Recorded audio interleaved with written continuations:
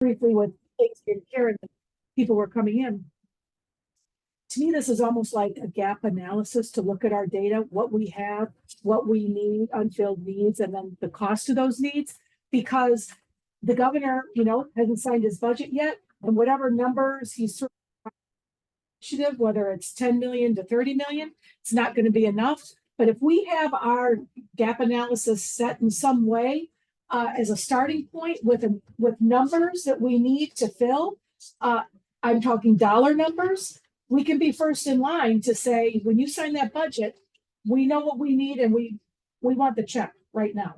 And so we've got to have our stuff together. So I think that's one of the goals of this meeting, is to really vet the data and make sure we're not missing anything, develop a plan, and then when the budget's signed, we can be right there prepared to go.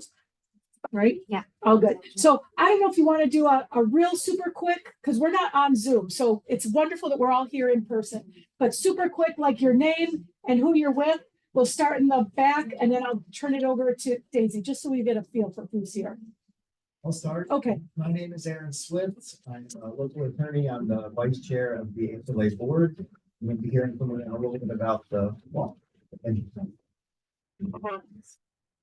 Ladies, in fact, I used to teach. At this point, my name is Imani Smith. I'm the manager of HMI Assets System Administration at HLA. Thank you so much for having me this afternoon. Are you clicking on the screen? Yes, I'm the chief administrative officer at HLA. Hi, good afternoon. I'm Judith Warren, Chief Program Officer for St. Vincent de Paul Cares. I'm Michael Zlazo. April Lott, Directions for Living. Eric is Pinellas County Schools Homeless Liaison. Bowley Centers. Dana Kelly, Bowling Centers. Karen Hatch from Pinellas County. Helen Ryan, City of St. Pete. Christine Long, Metropolitan Ministries. April Bainage, City of Gulfport. Joe Riddle, Pinellas County Pleasant and Community Development. Anna Schaefer, Pinellas St. Public. Hi, everybody. Gary Small, COC Board Director of the LEAC seat. Tom Upram, homeless outreach specialist in the city of Largo. Joe Palafino, Catholic Charity, Pinellas Health. Sam Quayman, HLI, coordinator. Victoria Kelly is manager of organizational advancement and strategy. You trip over that too. With the Homeless Leadership Alliance of Pinellas. Hey everybody, it's Mick Constantino. I'm the new HLA chair. Fantastic. Thank you all for being here. I'm going to leave it in Daisy's capable hands. Thank you. Awesome. Thank you. Thank you for that. And welcome everybody. So we have a pretty packed agenda. There's, do you want to go to the next slide, please? There will be some breakout conversations on how are we going to strategize, how are we going to take action, collaborate, inspire. Do we assign champions to specific things? So we're just going to have a really good conversation about that. There's also going to be a planning for the next possible dates. Who else do we want in the room? I know there may be some people who are missing, so we're definitely going to get that going and put the word out. This is being recorded as well, so whoever wasn't able to attend today will have the recording so they can catch up for the next session. Okay. So today we're going to have a little conversation about your emotional compass, a law review, some data review. We'll have a small break because I know it's a lot of information. Possible 4 areas of review that we may want to look at. This doesn't have to be concrete. This is just some ideas. Solution planning, brainstorming session, then some action planning, next steps, and then hopefully we can conclude at 4:30. So that's just the agenda overall. Next slide. So we're just going to do a really quick emotional compass, just overview, and Victoria Kelly is going to lead that. And I'm just going to welcome her up to the front. Thank you. Okay. I'll navigate for you. Everybody. Okay. So as Daisy said, and as I said over in the corner, my name is Victoria Kelly. I'm with the Homeless Leadership Alliance of Pinellas. And just to make sure that everybody starts today on the same page, because we are embarking here on some kind of difficult conversations, some conversations that will involve some uncomfortable subjects, and some conversations where we would probably disagree with each other. There is not one clear way to address this problem. So we are going to have to brainstorm and work together to do it. So this is just to make sure that we are all on the same page as we start this. You do have a handout for this. It is on page 3 and 4 of your agenda packet. Suzanne, if you could switch us to the next slide. So to start off with this, I don't need you to say out loud, but I do want you to consider, just think in your head, feel, how do you react when somebody discusses criminalizing homelessness? When we talk about criminalizing homelessness, our neighbors on the street, how do you feel? How do you react? Suzanne, next slide. Okay, play so this video will do it.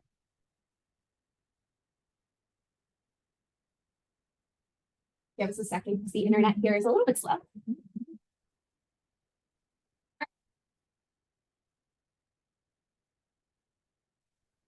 You can blow it up and react that way. You can stay silent and do nothing. You can learn how to deepen the conversation, which is what we are here today to do. All three are valid options depending on your goals and needs. Sometimes it feels good just to let loose. That would be the blowing it up.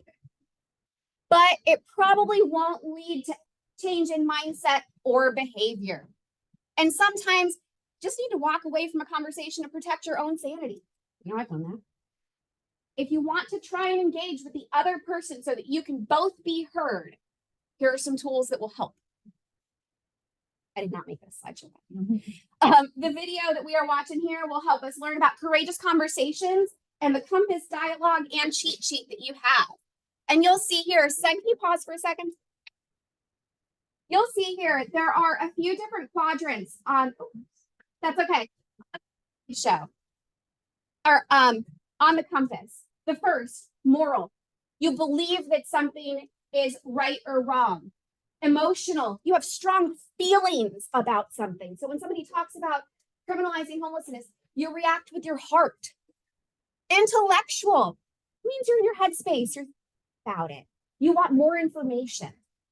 Or social, that is when you want to act. So we talk about criminalizing homelessness and react with your hands and your feet. So as we go through this next little bit, think about where you are on the compass today while we talk about criminalizing homelessness. Where is your head and your heart at? Suzanne? If you want to engage with the person who has said, the first thing you need to do is slow down and figure out where you are on this compass. This will help plan the next step. Again, there are 4 different quadrants that we just talked about and a center. Maybe you're not clearly leaning towards one of those quadrants, but you're in the middle. As you listen to what people say, your reactions typically fall into one of these 4 quadrants that we just talked about. Sometimes a strong emotional reaction. You might be angry, sad, or frustrated. That's emotional. You're reacting with your heart. You may have a moral reaction. You just know that what is being said is wrong in your core. That's when you are reacting with your soul. It makes you think. You have questions. That's when you're in your headspace. You're coming to this from an intellectual perspective. Other times, you might want to do something. For example, start a protest or advocate for change. That's that social, that action. You want to actually jump out and do stuff.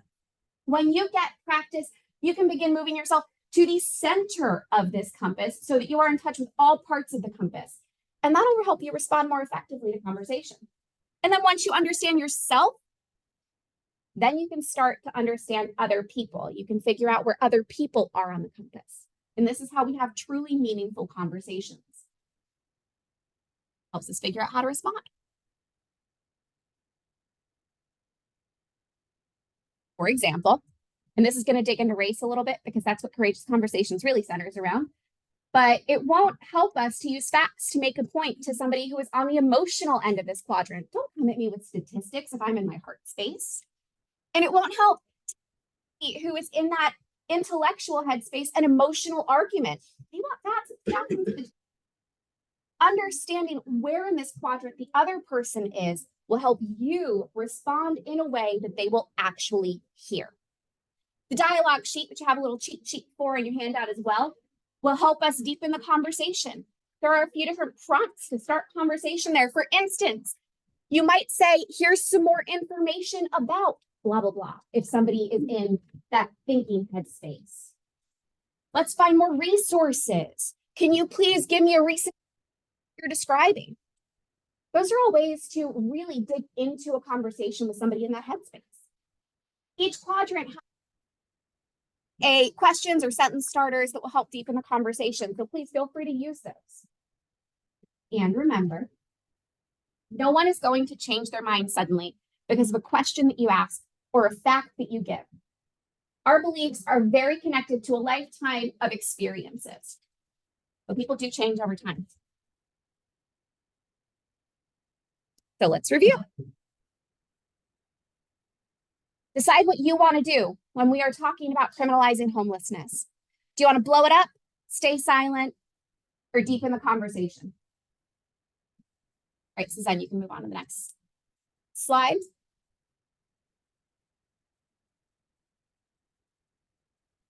Give us a second. That's who did this wonderful little video we just watched. Thank you, school system.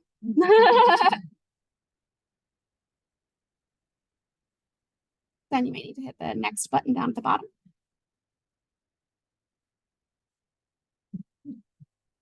Nope. I apologize. That's okay. All right, so please make sure that you have page 3 and 4 of your handout open, okay? Because I want you to consider where you are today. And do we have any brave enough by a show of hands to say where you are in this quadrant when we discuss criminalizing homelessness? Is there anybody brave enough to say that you are here acting, feeling things with your hands and your feet, and you are ready to spring into action? Is there anybody who's in that headspace that's brave enough? Yes, ma'am. Thank you very much for being open and honest. That's wonderful. But I'll wait till you tell me to say. Thank you. I appreciate you. Is there any emotional headspace? I will tell you honestly, this is where I start most days. Thank you very much, Mr. Swift. I'm a little bit in this quadrant today too. And again, most days I'm here with my heart. Is there anybody who is in that moral soul? Thank you very much, council member. Thank you very much, Gary. And is there anybody who is in an intellectual headspace where you really want to talk about that data and whatnot? I thought that might be a lot. I thought that might be a lot of everybody. All right. So now that we've recognized where each of us are on this compass, now that we know what kind of headspace we are coming into, we can talk about some agreements for conversation. Give me just a second. So I really want to have these up on the screen as we do it. Excuse me, please.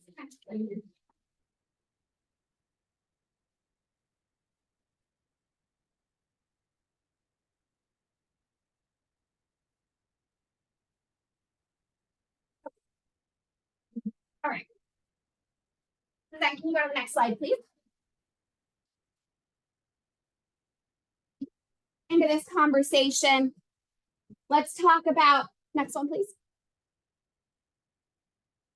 Why we are here. We are here with the COC. The purpose of the COC is to make homelessness rare, brief, and a one-time experience. The purpose of this task force is to address the new anti-camping legislation in a way that is equitable and truly addresses the needs of our community's most vulnerable members, right? And the purpose of this activity right here is to ensure that we will have solution-focused dialogue. Next slide. So discussion guidelines before we go into this. One, these are written down as well. Let's stay engaged. That means actively participating and actively listening.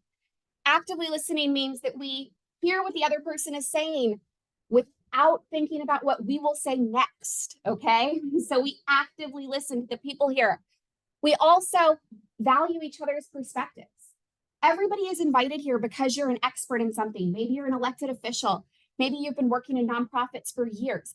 Maybe you have been on the street. Everybody here is an expert. Let's value each other's perspectives and speak from our own experiences. Just because you work with somebody for years doesn't mean you know what their experience is. So let's speak from our own experiences and our own perspectives. Listen to others. Know that this is not a debate. intentions, right? Is there anybody here with bad intentions? Please raise your hand now. Okay, so we all agree we are here with good intentions. Let's move forward with that in mind. This is an opportunity for collaboration. So let's collaborate. Let's find solutions. That means, of course, let's not interrupt each other. Let's let each other talk. And let's disagree respectfully, which also means not placing blame on anybody here in this room. Are there any other discussion guidelines that we should move forward with? Anything y'all would like to take into consideration as we move forward? Yes, ma'am. Yes, I came in just in the middle of the meeting, but I wanted to say I have had a lot of hands-on experience with homelessness. And when I was in other states and when I had was a single parent raising my kid, I was in homeless shelters. But the thing is, I didn't stay homeless long because I had a child. I was a single parent. My kids are 13 years apart, and I always worked and went to school. But in an inner city, they have more help with people who have children. But in cities like this, I've never been in a city like this where so many people have been on the street and it's like they're hopeless. They don't have any hope. It's like people in different organizations. Maybe you're a lot of people that have been on your jobs for years and you have children and grandchildren that you can help. But the people that's on the street don't have no help. They're helpless. They're hopeless. They don't even care if you try to help them or give them something. They're like, okay.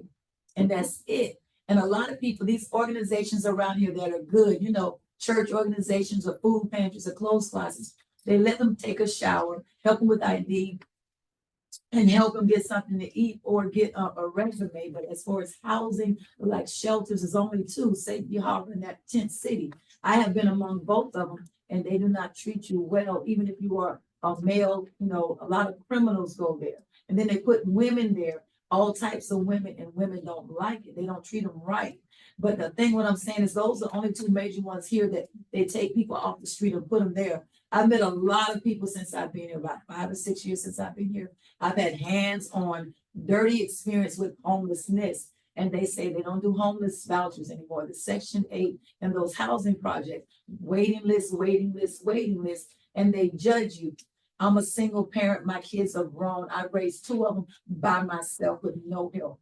I'm not going to discriminate against my daddy or Black men, but what I'm saying is they kind of slide through things, you know, just slide through. I put it like that. And the weight is always on the mother, you know what I mean? And we work hard and we deserve to have a fair chance. But sometimes when you try so hard to do everything, you can't do it all the time. And sometimes you're back where you started, giving everything you got to your kid. So I say all that to say the homelessness here are people who are hopeless. Not that they don't want to change, they have no hope because they've been, you know, pushed to the street because they try, but they don't want to try no more because of discrimination and judgment. Well, thank you. That's all I'm saying. Thank you very much for sharing that perspective. And I'm sorry you weren't here when we did introductions. Would you mind giving your name and what organization you are here representing? Okay, I really thought this was the organization. You know, Ponce de Leon have the Homeless Alliance leadership meeting also at the library every second. They Yep. keep moving So it. that's the lived experience committee meeting. This here is a task force meeting to address the new anti-camping legislation. But if you want to talk about the lived experience committee, I'd be more than happy to chat with you about that afterwards. Okay. Oh, sure. Okay. Thank you very much. You're welcome to stay and listen. Absolutely. Thank you. We can absolutely talk about that. Thank you very much. All right. Is there anybody who would like to share a discussion guideline before yes, Mr. Silvers. Sure, just that we make sure that everyone's voice is heard. Perfect. I love that. I think that's a very good one. Mick? Everyone, let's respect the agenda too. Love that too. Love that too. Anybody else? All right. With that in mind, Suzanne, next slide. And I'm going to pass it off to HLA Vice Chair, Mr. Aaron Swift, who is an attorney here in Pinellas County. All right, so let me start by explaining where I am on that quadrant. So I don't know a lot of you here in this room. I'd like to get to know all of you. I want to give you a quick background on who I am. I'm a local attorney here. I own 2 firms here in Pinellas County and then a national law firm. But you may not think by looking at me, I have lived experience. I was homeless in this very county between the ages of 2 and 6, 30 something years ago. So it's important that I give back now to help change the stigma of what does homelessness look like or the unhoused look like, not just in that moment, but what can it look like in the future? My family and I, my mother was pregnant with my younger sister. She was being horribly abused, as was my brother and I, by her father, my sister, pregnant mother's sister's baby daddy. We had nowhere to go. Thank God we found Alpha House, which is a incredible provider that provides shelter for a very, very vulnerable part of our unhoused population, which is pregnant and unwed mothers. That was 30 something years ago now. Fast forward, and here I am, successful, relatively well balanced after everything. But I want to give back and I want to change the narrative and the focus to not just the current population, but look ahead. What are we doing to rapidly rehouse or housing first or supportive wraparound services? It's not, of course, it's to fix the problem that day, but what does that person's life look like 30 years from now? What does the child of a single mother who's experiencing homelessness like my mother did, like this, courageous woman did? So I'm coming at this from an incredibly emotional standpoint. I'm going to try to now put on my intellectual hat to just speak and try to answer questions as a lawyer. So real quick disclaimer, this is not legal advice. I'm not your attorney. I didn't participate in the drafting of this law or its interpretation in any court venue, but I've read it several times. It's not super complicated, but I do want to address any questions and just give a real high level, maybe the touch points of the specific law that are going to create the pain points for this gap analysis. So thank you very much for having me here. So let's get right into the law. It's anti-camping, anti-sleeping, right? So what does that mean in public? It's specific spaces, churches. Well, churches are private property if you have permission to be there, but some parking lots are not. Benches, beaches, libraries, any public sidewalk, public right of way. It excludes normal camping in an RV.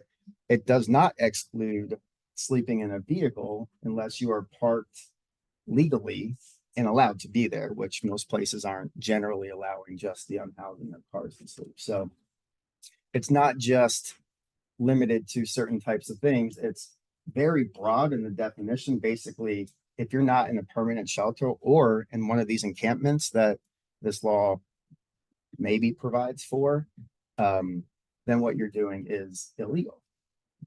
Incredibly curious, and this is why we included it. These laws are being passed all across the country, and they're being led by certain think tanks, including the Cicero Institute that we included handbook. They are well-funded, they are smart, and they create very powerful narratives. If you notice, where in the law does it say that homelessness is criminalized? It doesn't.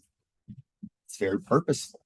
They know very well not to use anything touch point on that third rail line of what it says in subsection 2 is basically a municipality may not regularly allow. Well, pardon my French, but what the hell does that mean?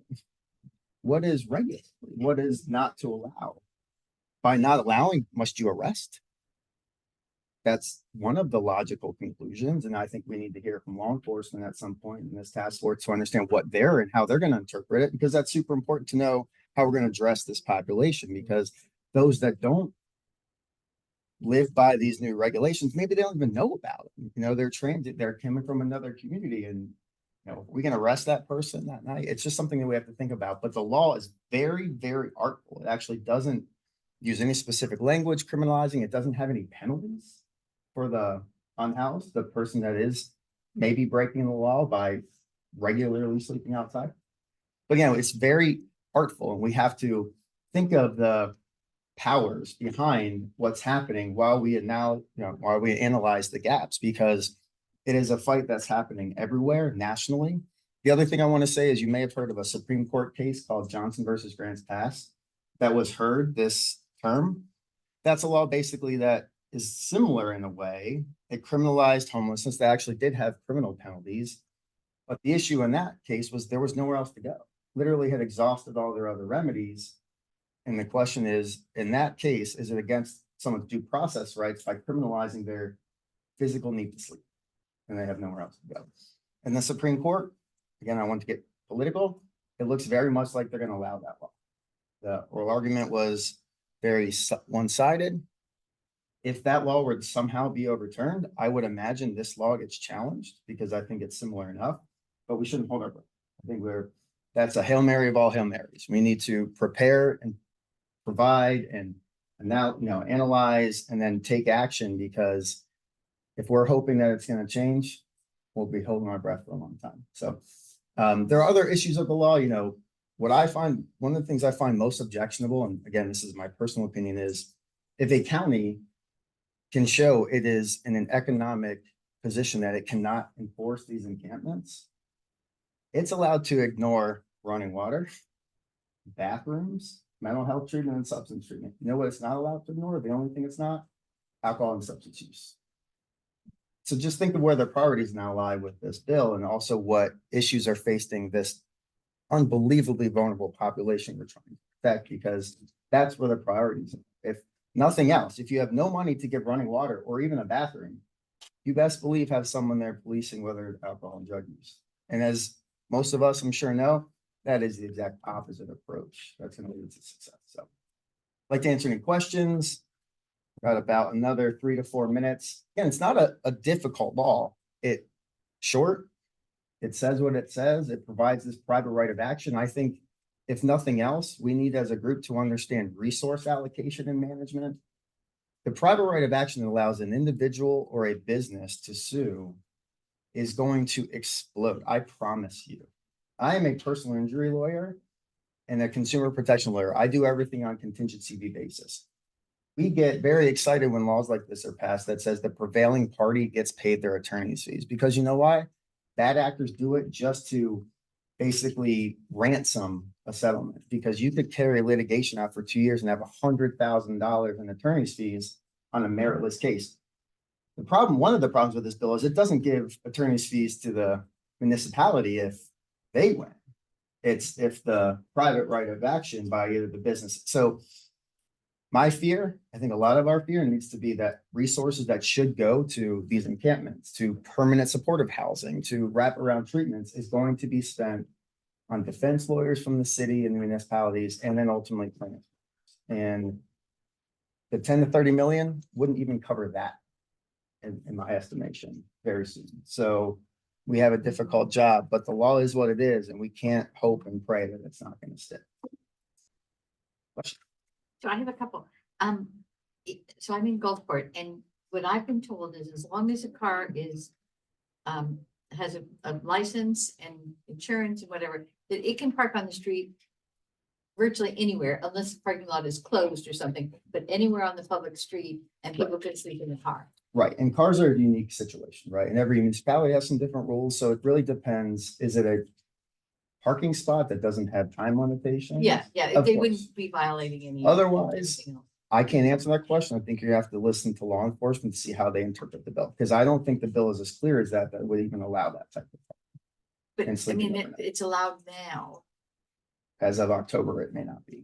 This law takes effect in October. The private right of action starts in January. I imagine that there are going to be some challenges about that, because the law isn't clear in terms of parking and what you can and can't do in a vehicle. And I think that's going to, again, there will be guileful, adventurous plaintiffs and plaintiffs' attorneys who are going to challenge even that. And what's Gulfport going to do if they're staring down a $50,000 to $100,000 legal bill, or you just say you can't park there anymore? What's easiest? One other thing, Sure. we passed a law ourselves because we didn't have a law saying that you couldn't sleep in public Right. places. Obviously, parks that are closed, you're not supposed to be in, and you could course. be trespassed from. And we made hours from 9 PM to 6 AM because this law doesn't have any hours. Right. So theoretically, then people could sleep in the daytime. But then would we be still violating? Correct. So my interpretation would be that law is no longer going to be valid because it is preempted by this. So we passed it because our attorney and the law enforcement told us we needed to pass it to comply with this law. If I can leave you with one thing, it's going to be ambiguity, and anything is going to lead to lawsuits, which what you just described is an incredible ambiguity that I think is going to just have to get played out in lawsuits and settlements and a lot of money. I might turn to you after. Of course, sure. Well, I'm hearing that some municipalities, cities, governments are hiding behind, so to speak, sovereign immunity. That because of sovereign immunity, that, you know, they're not so terribly worried about it. I think your point earlier around, you're still gonna have to defend it, and it's still gonna cost you a whole lot of money to do so. Yes. But can you speak to sovereign immunity and That's a great question. So sovereign immunity is basically the principle that says certain government actors, government agencies are immune from private lawsuits from their citizens or businesses. It's a lot more complicated than that. That is something that's going to be challenged immediately. I imagine a lawsuit will be filed October 1st or October 2nd to challenge that exact thing. And there's a good chance during that time, there'll be an injunction placed which says this law is on hold. Let's not in this room mistake that for complacency or hoping. I promise you that's probably not on the right side of that, but I think there's some merit to it. What I imagine is going to happen is that there will be an injunction, then the next round, they're going to amend the statute to specifically waive sovereign immunity, because sovereign immunity can be waived at any time by the government, you know, so the state's just going to go back and say, we are making it very explicit now. And I think they might win anyway, because sometimes you're allowed to implicitly read things into the law. And since this explicitly says you can sue the government, we should maybe be able to read into it that you're allowed to, but it's going to get challenged. It's a great question. I'll take one more question. I got one. Nick, Question, regarding the time, because what I thought I heard you say is you'll pass a law that was 9 p.m. to 6 a.m. This says overnight. So I want to make sure that we are specifically, that I'm understanding it, that it's overnight, because what I heard you say is something different. What would you how would you define overnight? Exactly. Right. So that's a problem. I mean, like, so during the day, when the sun is out, Right. right now in St. Petersburg, it's sun up to sundown, but that's just. Sure. But what just about wanna in make December sure. when it's at 5 p.m. and it's dark out and someone's sleeping? Again, that's an ambiguity that is not answered by the statute as it's drafted. Right. It could have given hours, it could have, but yeah, I think that's gonna be challenged. Okay. It's a great question. About the impact of individuals that say that they're getting Social Security disability, right, and they're sleeping on the street. So Social Security disability is going to confirm that they do have a disability. And how is this going to impact their civil rights? It'll be challenged as well. You know, Social Security benefits are federal law. They're going to be arguing preemption, federal law expressing over the state law. That won't be answered for years. That question. It'll be challenging for sure. Hey, And- Aaron. Yes. Don't feel pressed. These are important questions. Okay, and I'm happy to. I wanted to respect the No, agenda. no, So just as a group. I mean, yeah, let's have the foundation of the law before we talk about how to But fix it. Right. These questions are too important right now. Right. We don't And I understand agree. the law enough ourselves. This is Right. great stuff. So thank you. Oh, that's, of course. Yeah, I'm happy to keep answering. What do you think the response will be when somebody with Social Security disability who gets like $970 a month or whatever says, there's nothing available in my community for this much? I'm an example. They have I'm to an go to the example. account. There is nothing That's right, they available, have to and go to I'm the not account. disabled. Disabled people do not get on Social Security. What if somebody put you on it for no reason but discrimination? I mean, You know yeah, what you I have to mean? sleep in the encampment. I'm trying to be, And if I'm there's being no honest, encampment- I'm being real. Nobody wants to be on Social Security disability. I went from job to job to job all over this place. They won't hire me. I don't have a criminal record. I have a goody two-shoe record. I don't smoke, I don't drink, and I don't discriminate against people. Social Security disability, I'm on it because you know what? My daddy put me on it. Should I send him to court? I send him to jail. Ain't no places here. Everything $1,500 up to rent 1 bedroom. And it's a great example of there will be a portion of our population who have some income, but there's just no. I mean, and that's the biggest problem we're facing, right? Everyone's clear on that. There's no housing. So what We don't have about land, we the, don't have housing. so what if we talk about mental health, severe and persistent mental illness? What's going to be the impact when I, you know, as a person that's been in this county for over 20 years, Mhm. engaged with the homeless population, a very large percentage of those that are on the street Right. do have severe and persistent mental illness. They are in active. And substance psychosis. abuse on top, or combination of, right? The key factor here is that they are in active psychosis. Right. Where when they are told what to do, they likely are not going to be able to do it. Right. So interesting, let's just go to the bill, right? It is required as part of these encampments that the municipality, quote, coordinate with the regional managing entity to provide access to behavioral health services, which must include substance abuse and mental health treatment. What the hell does that mean? It's not gonna cover. Who's the what- managing entity? Exactly, of course it's not, right? So that is still a gap we have to provide for, you know, what are we going to do to at least meet the minimum threshold of that law within our encampments? If we're able to, of course. They always Get them assume that certified. everybody's on drugs that's on the street. Majority might be on drugs, but I don't know nothing about drugs or drug addicts. I have them in my family. I don't do drugs. But they always say people are on drugs that are on the street. And that's true for a vast majority or a large percentage, right? So anyone who has embraced the housing first model or rapid rehousing understands that if you tie any of these services to be required to either do regular drug testing or enforce it, it's failed immediately, right? Has any of that ever worked? So we are now under a duty by law to do it. It's not even just a fantasy anymore. We try to provide these wraparound services where there's an obligation. So where's the funding come from? What are the services? How do you answer the question you just of this? There's so many people falling through the cracks. Well, I think it's unrealistic that people don't really know the depth of the severity of this mental illness that's on the street. Right. And there's shelters now that they could go to, and they're not going. Right, Well- so. I'm going to put now my emotional hat on and say this law was not designed to protect, help the unhappy. That's Correct. correct. Dressed up to look that way, but it's not. It's meant to protect the people who don't like to see it. The tourism industry who doesn't want it outside the hotels and on the beaches, which again, those are legitimate things we have to analyze because tourism in this county is our number one. So, you know, these tensions and these balances, but we have so little margin now because we're going to be faced with lawsuits. We're going to be faced with what is DCF going to do to certify these things? There's no promulgation of any rules or regulations on what that means. And another thing that's incredible to me is you can only have it for a year.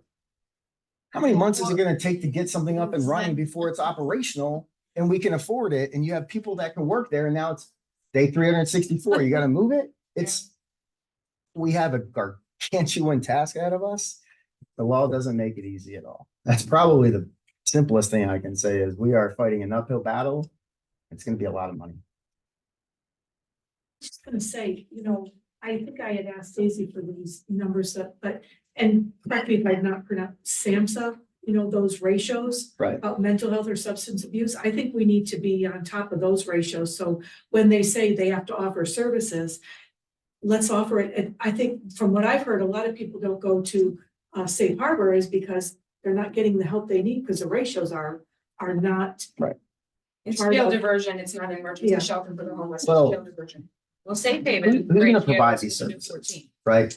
What agency is going to provide these services? How do you police that? How do you certify them? Who pays for it? How do you decide if they're doing a good job? I mean, none of this is a hastily passed measure to not protect the unhoused, but that's our fight now, is to find where we can make roads. And I think, Kathleen, to your point, let's be first in line with those services, right? If we have the data to say, we know these types of services, if we're asking for it first, because if we're not asking for public safety money or drug and alcohol testing kits or something like that, maybe we're better in line, you know, coming at it from that angle. It's just one thing to consider again with all the different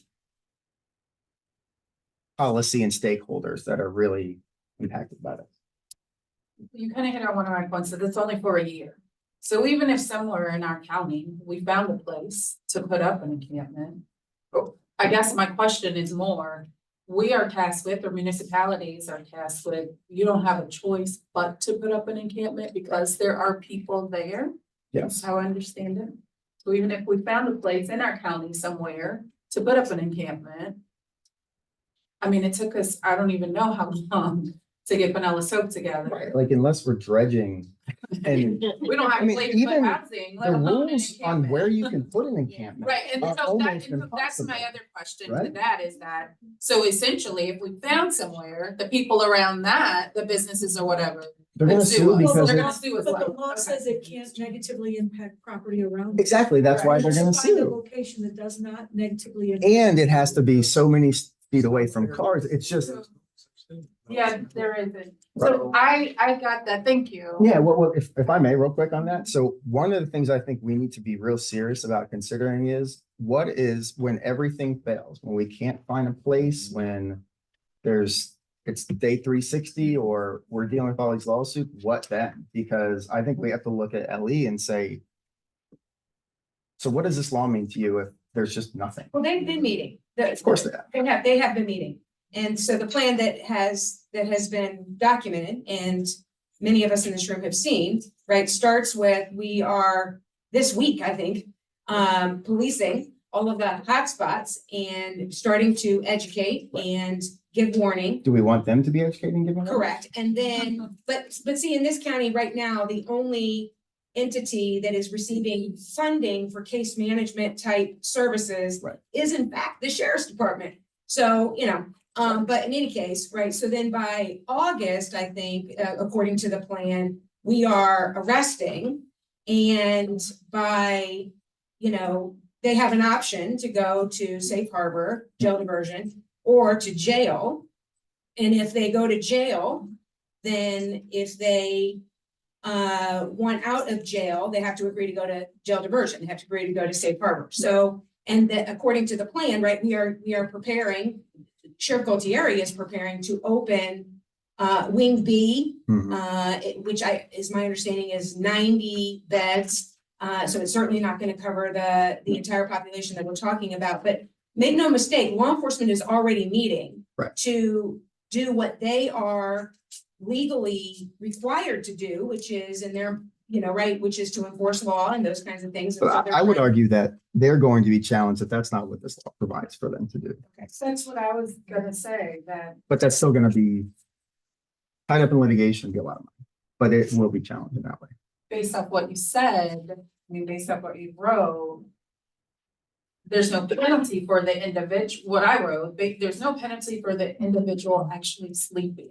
Well, the problem is, if you've ever taken any chance on reading any of our state laws, it is a maze built within a labyrinth within a spiral. So there are some statutes that basically say, if you have violated another statute and there's no penalty, here's what that is. It's a misdemeanor of X, Y, or Z. So law enforcement will absolutely have some mechanism by which they think they are doing what they are supposed to do, but it's not going to be from this bill. All right, thank you all so much. Gonna pause here. I actually have to step out, but I would love to talk to any of you, all of you, answer questions. I'll leave my information with Daisy, they can put it up, but passionate about this. I want to help.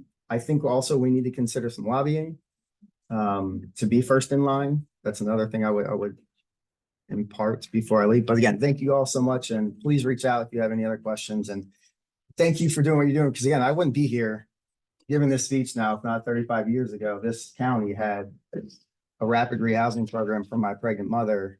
It's incredible. So thank you. Yeah, thank you. Thank you for that. So the next presenter will be our HMIS team to review some of the data. I know that there will be some gaps that we're missing here, but we will continue to work on additional data and we'll have additional meetings as well. So I'm just gonna leave it here with Imani. Thank you so much, Daisy. Everyone, thank you again for having me. So we are going to be covering a lot of data in this presentation today. So I'm gonna make sure to pace myself and take my time, and of course, make sure we leave some room for questions as well. During this presentation, we're going to be talking a lot about shelter capacity. So that includes total capacity, breakdown, specialized programs. We're also going to be talking about shelter utilization. And again, right, those breakdowns and specialized programs. We're also going to take a pit stop and talk about a few of our coordinated entry numbers as well. Please keep in mind that, of course, with it being data, it's ever changing, right? So there may be new data from this week and beyond. This information was pulled last Friday, May 10th. So please keep that in mind. Next slide, please. Okay. All right. So first things first, total shelter inventory. Sorry, what happened? So sorry, everybody. I want everybody to have to watch this video again. Very.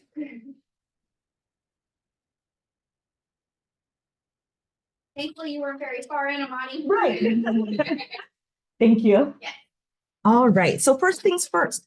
So total shelter inventory by program type. So on this slide and throughout the presentation, N is going to be our total. So you'll see N throughout the slide, but it's going to be for different totals. So right up at the top, we have our shelter inventory beds.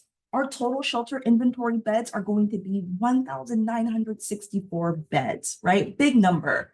So the biggest portion of that is going to come, of course, from our emergency shelter programs. Next, of course, we're going to have our transitional housing programs. And last but certainly not least, our safe haven programs. Please keep in mind, right, that these shelter numbers are going to include Safe Harbor, right, our jail diversion program, CASA, and the Haven, which are our domestic violence programs. Monty? Yes, ma'am. It's my understanding that this number also includes an exaggerated number of the capacity at Safe Harbor. Is that correct? Yes, so we did include Safe Harbor counts. That is going to be around like 470 beds. But it's my understanding that that's an exaggerated number, right? That they can only safely, under fire code and other things, they can only safely shelter almost 100 less than that number. Yeah, it's 300. It's Is that right, 300. Ramona?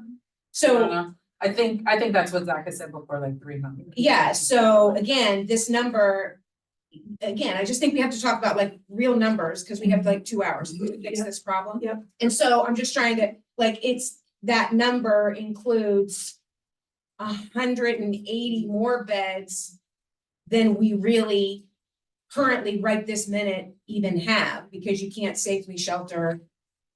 According to Lieutenant Hayes, you can't safely shelter 480, which is the number that we have been forever been putting in our numbers. So we have to take 1964 and subtract 180. Great point. Let me step in here on this one. So this right now is you're looking at what we have been told for the HIC. This is what we report to.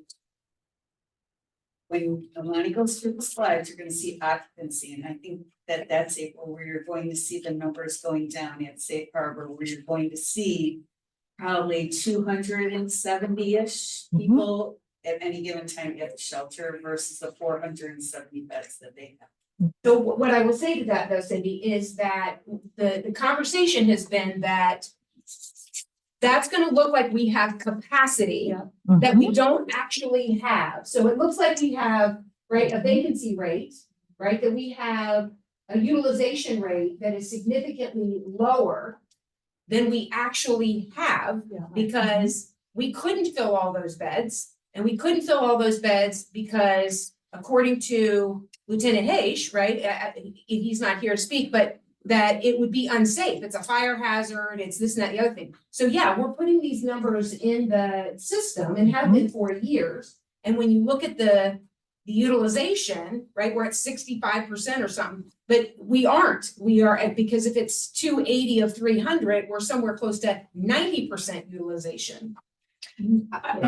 For the purpose of these discussions, we really need to get to that. We have to understand that. Well, I think there's also, there's Pinellas Hope, which isn't included anywhere. Pinellas Hope is definitely included in these numbers. They're an emergency shelter? Mhm. Okay. 'Cause it's But not we mentioned just, out we there, need but to yeah. get the safe harbor numbers correct, I think. And I think we should come to a consensus of what number we want to use going forward as we talk about it. I would advocate for it's the ones that are possible with safety, you know, that are there right now. Yeah, no, But we hear what you're absolutely. saying, Yeah. and we did reach out to We did. Lieutenant Hayes recently because we were uploading the data for HIC. and we have to have that correct. We approached them, they gave us the number, they said it was 470. So we had to submit at 470 as how many beds they had available. It has been 470 from the very beginning. January Fire marshal. 2011. That's a fire marshal number for capacity. Yeah, it is. We've never reached that capacity. But if we had to fill all of pod 6, which is the outside pod, 1, 2, 3, and 4, the bed count is 470. But, Yeah, but pod 6 isn't counted for No, the. outside, No, not the outside, but if we had to, we've got at least 100 spaces outside. That's not included in that number. Because we didn't have pod 6 from the very get-go. However, 470 has been that number from the very beginning. We've never filled each and every bed when it came to that. Ramona, this was the discussion that we had a couple weeks ago, and which was that, yes, that's the number, but there's a real number that's more of a number that's what's safe. Yeah, So are the we real using the safe number or are we I don't using the see real that. number as we move forward? Because we need to really understand actual capacity for the system, figure out where we're short and what we're gonna do. Because if we're gonna use the 470 number, then are we gonna push to that if we have to? Well, I don't disagree with any of this conversation because in order for us to really move forward, we need to know what the hard number is. The safe number, not just the fire marshal Right. number, right? So I don't disagree with that at all. I don't have that hard number. I didn't hear a hard number from Lieutenant Page. I didn't hear that 300. So I will have to acquiesce to him and whatever they determine what's safe. At the present moment with the case management staff and the ratio being so high, we've had a very comfortable number of people as of late, which is kind of refreshing as opposed to years and years ago. A comfortable number of case managers? Well, a comfortable number of residents at the Oh. shelter. It doesn't feel as if it's overcrowded. It doesn't feel as if it's unmanageable. For various reasons, right? So, but I can get that number. I know he's out of the country and he will return shortly. But I agree with the conversation. We need to know what we're really and truly looking at before we can move forward. But I understand that this number is just incorporated because that's a number that has been given to you. Correct. Yeah. Can I ask you a point of clarification? I'm sorry, can I ask you a point of clarification? The 470, that's inside? Or does that include pod 6? I thought it included pod 6. Okay, that's what I really did. I thought it included. That's what I thought I pod heard you 6 say. Because, we only have 4. Because pod 3 shouldn't have any more than 80 or 85 beds for women. And then we have a couple of pods that can reach the capacity of about 90. And we only have 4 inside pods. So maybe that's what we're kind of talking about. Maybe that's getting kind of caught up a bit. Yeah, so that's what I thought I heard you say, and then based off what we're reporting to Higgs, so I think Lieutenant H might be giving you the number total of including pod 6, which should be included in Higgs. And then, so that would be then 370 inside, and that's probably where he's saying 300 safe. Roughly 360. HIC stands for Housing Inventory Count. We have Thank to upload this annually. It's a count of all of the beds available in this county to help us with the NOFO process and notice the funding opportunity to help us to get more money into the county. So if we're showing overutilization or underutilization, it doesn't show need either. So I wanted to make that clear. So Safe Haven, you got that at 85. Bowley's, to my knowledge, is the only safe haven provider in the county. We have 45 beds. I have my lovely list here. So I have 22 beds, 25 beds, 20 and 40. I have South Morningside and then VA St. Vincent low demand. That's not a safe haven, right? It's product type as a safe haven.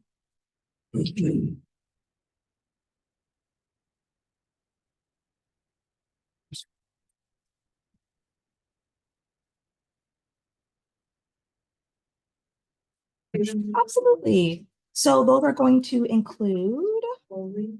That's gonna be Bowley Centers, Safe Haven South, Bowley Center, Safe Haven, VA Morningside, and then St. Vincent de Paul South, VA Low Demand.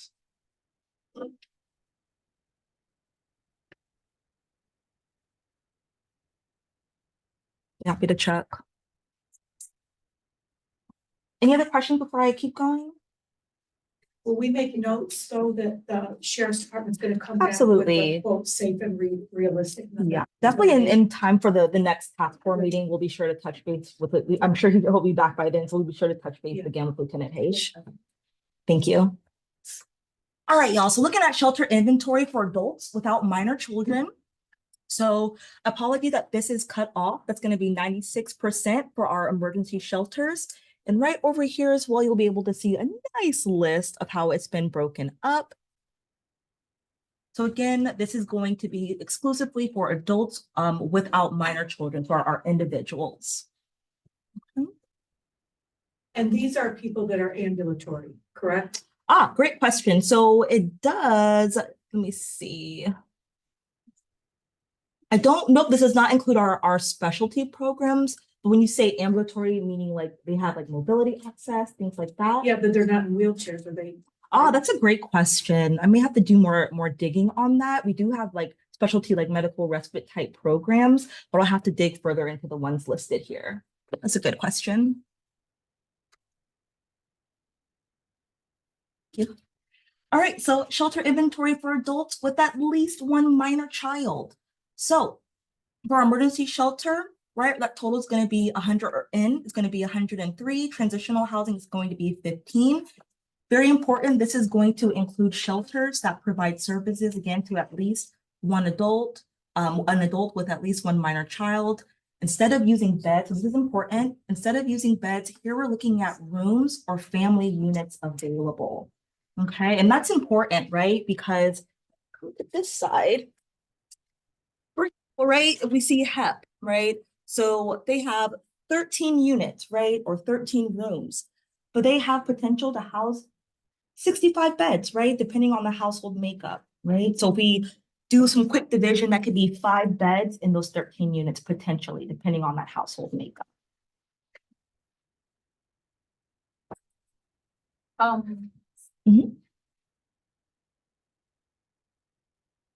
mean, I'm okay with it. I just think, I mean, we need to be realistic. Our St. Petersburg, and I know it's your data and that we got from last week, and so it's there now, but City of St. Petersburg, R4C is gonna go away. Because the dollars are gonna go away. They were one-time funds. Oh, that 119? Yeah. When is it that's gonna going go away? When? As soon as it'll be gone this year, In the middle of summer? probably. Yeah. Okay, so can we put a circle or highlight around that 119 in some way? Or, you know, for future stuff, so that one's gonna be gone. The funding for it. The funding for it will be gone. Anything else that's gonna be impacted there? I don't know what the CDBG-CB Right. funding is there. Oh, that's Clearwater. That's Clearwater, okay. I'm not sure what that is. Chuck, is that coronavirus, those are ARPA funds? CV? Yeah, it's families for hotel, non-congregate emergency shelter for families living in the city of St. So that, does that, we need to put a circle around that 20 as well? Is Yes, it because that full? money will eventually expire. I don't know when it expires, maybe December of this year. Yeah. Okay. Sorry, yeah. Okay, and then HEP, that's their current number for shelter, but the county is adding funding to that, and I believe they're doubling the units. So I don't know the bed capacity, but we're working through that agreement right now. Thank you. Yeah, that's exciting. Like have the units. It's, well, we're moving the 400,000 this year, and then it's recurring on a go-forward basis. So as soon as the contract can go through, they're gonna start spending that now. But do they have to build them or are they here? No, they're transitioning some of their current units Okay, into so shelter and scattered sites. It's gonna be quick. Okay. And we can give credit to the Providers Council and the Funders Council who Made family shelter. well and prioritize that Yes. with the county, and the county then took that back and did that. And I just continue to say that's the thing that right? Like we almost let that meeting go without it. The other thing is I'm hearing that we have 140 families on the to be staffed to go into emergency shelter list, right? I don't know what the number actually is. It changes on me and I can't always get my hands around it, but just so everybody in the room understands, right? We've got whatever that number is up there that is not going to be accurate soon, but even if it were, we have 140 families or some number near that who currently need emergency shelter in this community that we know about. So even this capacity, is my point, is not adequate because we have 140 people who still aren't. Just so we have an understanding, where are those 140 right now? Are they doubled up? Are they in their car? What are we thinking there? It's been kind of that consistent number. So they're on the list to be staffed to go into emergency shelter. Are they in hotel rooms? Hi, I just wanted to provide an update based off of the most recent shelter privatization list that was pulled on the 15th, so 2 days ago. April, you are absolutely correct. This list fluctuates significantly. It can fluctuate within 1 hour, right? But as of 5:15, 2 days ago, there are currently 83 households. So household units, right, families, this is not counting per person within the household. That are awaiting referral placement, to shelter.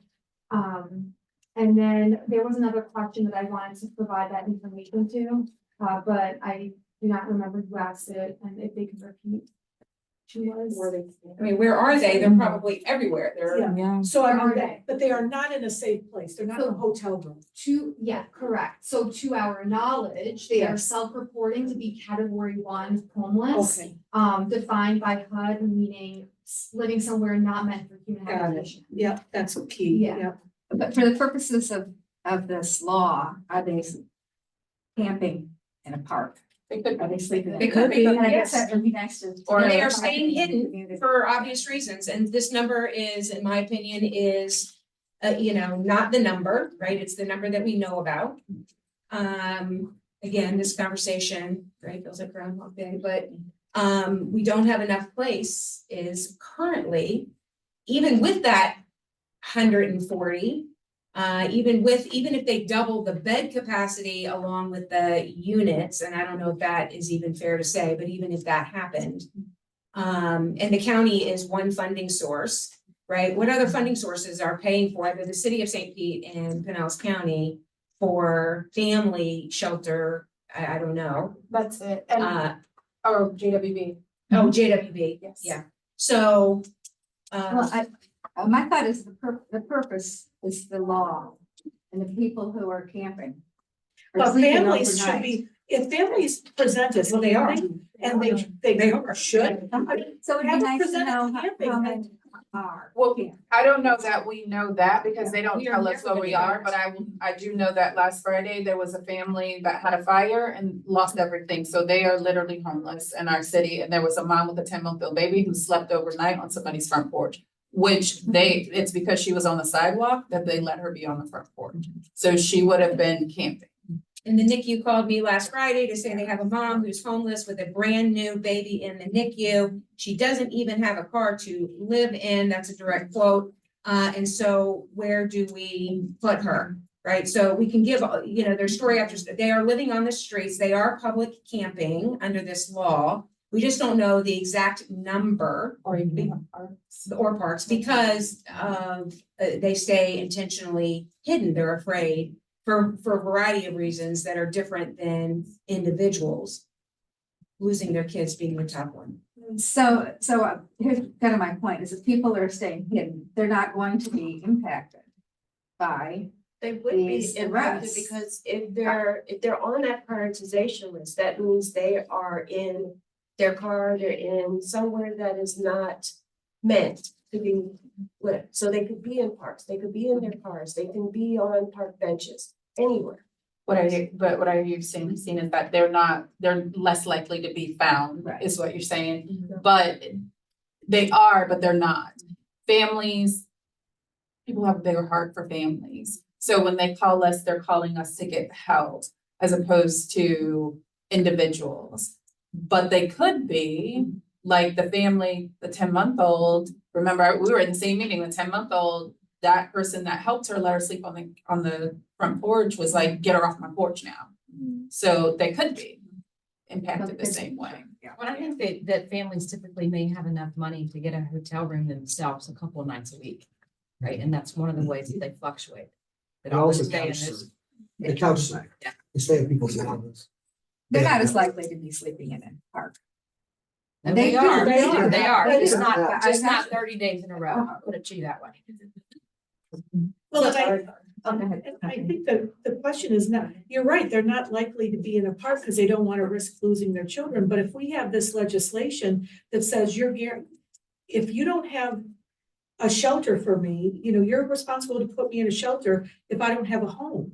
And I think this group needs to make a statement that just because somebody is publicly camping or can't afford housing, they don't deserve their children taken away. Well, I just don't think that's what the law says. It says you can't camp outside at night. Right, but if It doesn't say anything else about any other homeless. But they're families, I mean. I'm compassionate for Yeah. families, and not in any way, I want to help every single Yeah. family find a safe place to be, for sure. I'm just thinking our purpose today is not to solve everything there is to solve about homelessness, it's about to take a look at the law that's coming up and what that implies, and what are the measures we need to take to help as many people with that pending law.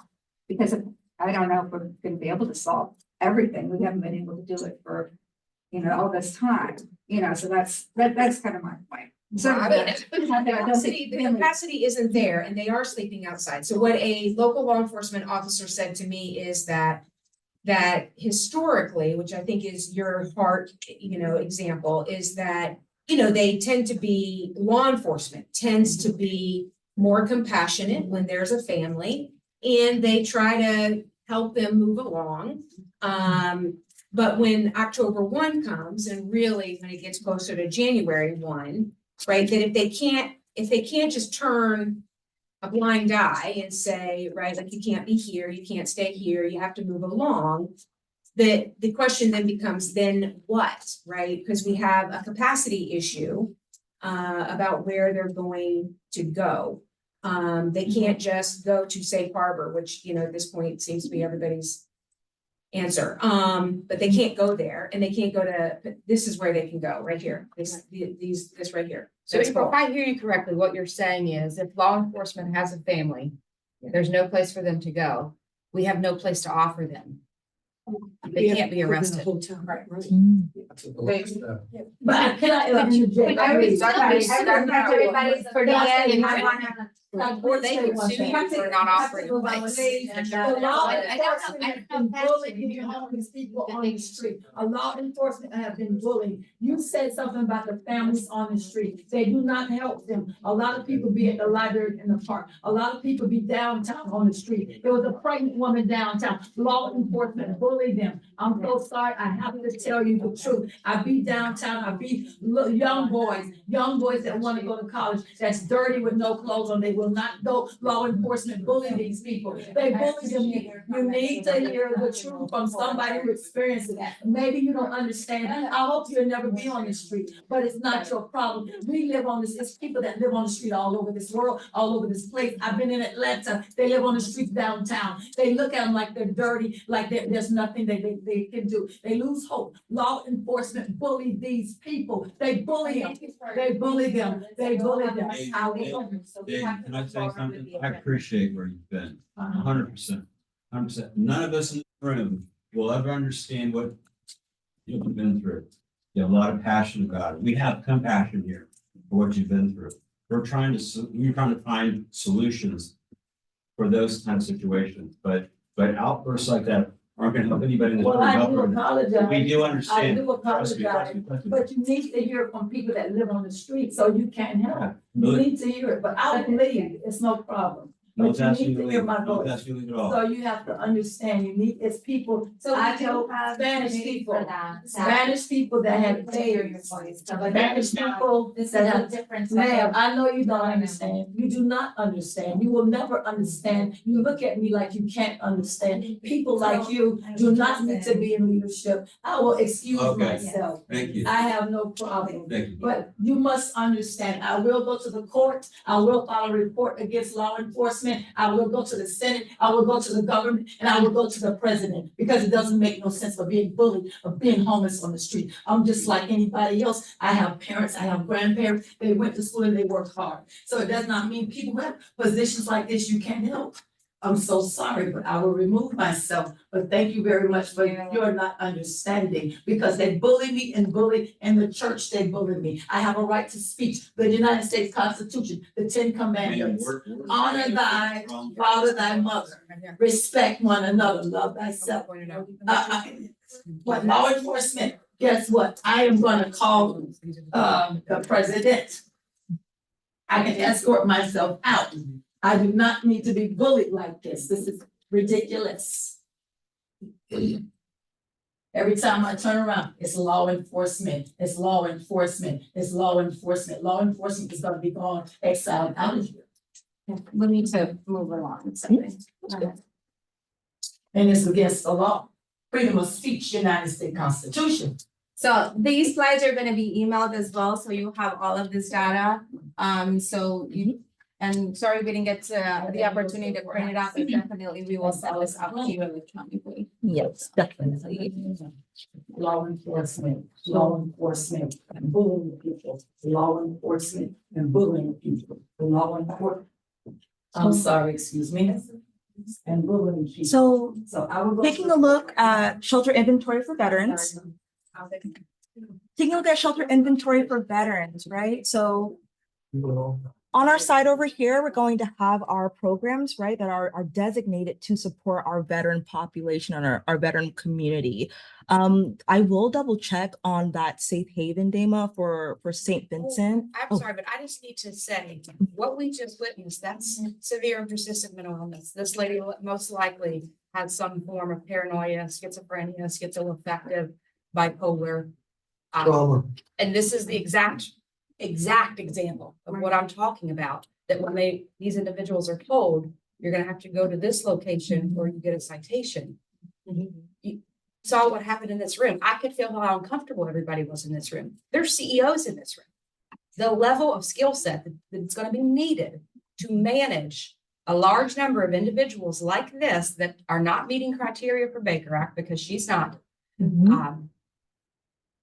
Depth of the skill level in the workforce that is going to be needed.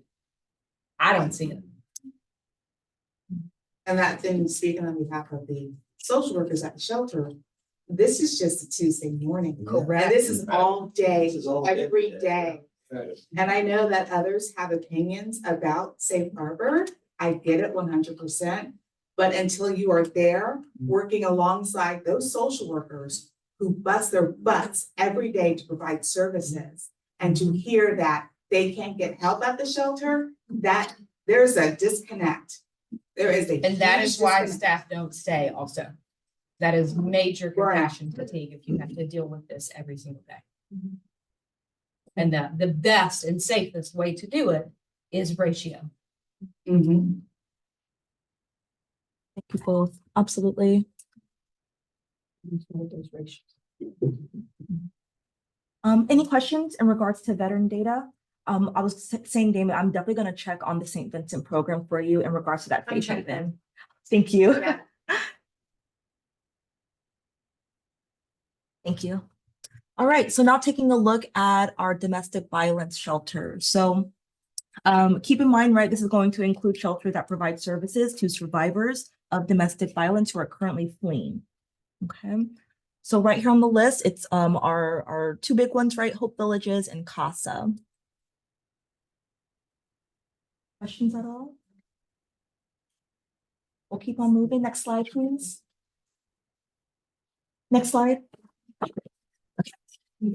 Specialty shelter program inventory, right? So this is our specialty program. So this includes ones where they may require like certain eligibility requirements or things like that. So that's going to include our medical respite programs. That's going to include our individual vet programs, right? Ones that, you know, may support pregnant women, others that may support men individually or women individually. Okay. I think it will be important maybe to include the DAMA in those specialty programs, maybe the ones that support mental health, like our permanent supportive housing programs. So that'll be something we can look into for the next meeting as well. Right now, yeah. Thank you. We had a discussion, a brief comment at the last meeting about people who were convicted sexual offenders or sexual predators. What the distinction is. A place, you know, if they've gone in, they've served their time, they come out, they have that distinction. Where do we have services for them? So they're definitely going to face a few more barriers than the rest of the population, right? I don't think we have very many low barrier shelters for that situation. The first one that comes to my mind, right, is our jail diversion program, Safe Harbor. I'm not sure if they would be able to get into Pinellas Hope. Thank you. There is Park Continental, to my understanding, right? No? No, okay, I'm. And the rapid rehousing becomes very complex. So there are One question real quick, just for clarity. I wouldn't What say name is necessarily the tent programs city that house building? sex Is that offenders, under sexual Catholic predators. Charities? Sorry, we can't hear. See, Sorry, Michael. no, it's okay. Am I interrupting someone else? I was just responding. We do offer, I'd say generally speaking, permanent housing that we can house sex offenders, Harn Road, and I think the Palace still does some level of it, but none of us are considered emergency shelter. And in fact, from a capacity standpoint, we're probably the smallest, you know, but because we have taken sex offenders, the majority of our population at the Continental are veterans and some jail diversion and then just permanent housing. So And then didn't Lieutenant H say the safe harbor can't either? I think it's only 48 hours. Only for Right. 48 hours, but only for sexual offenders, but not sexual predators. Sexual predators. There's a distance you have to. Yeah, it was the high school across the street. Yes. But that's good, and that's really gonna be one of that's why it was brought up last time is. Because, you know, we still probation will sometimes tell them which bridges to sleep. And not clear. I mean, even for us, we couldn't take sexual predators at the Continental because there was a bounce house within 1,000 feet of the one corner of the property. So it's, I mean, unless you guys are gonna open a wing at the jail to arrest everyone, that's not a solution either. I mean, but I don't know that there is gonna be a good solution for that population. I think we have to look at the populations we can find some sort of decent solutions because we're well kind of going this way.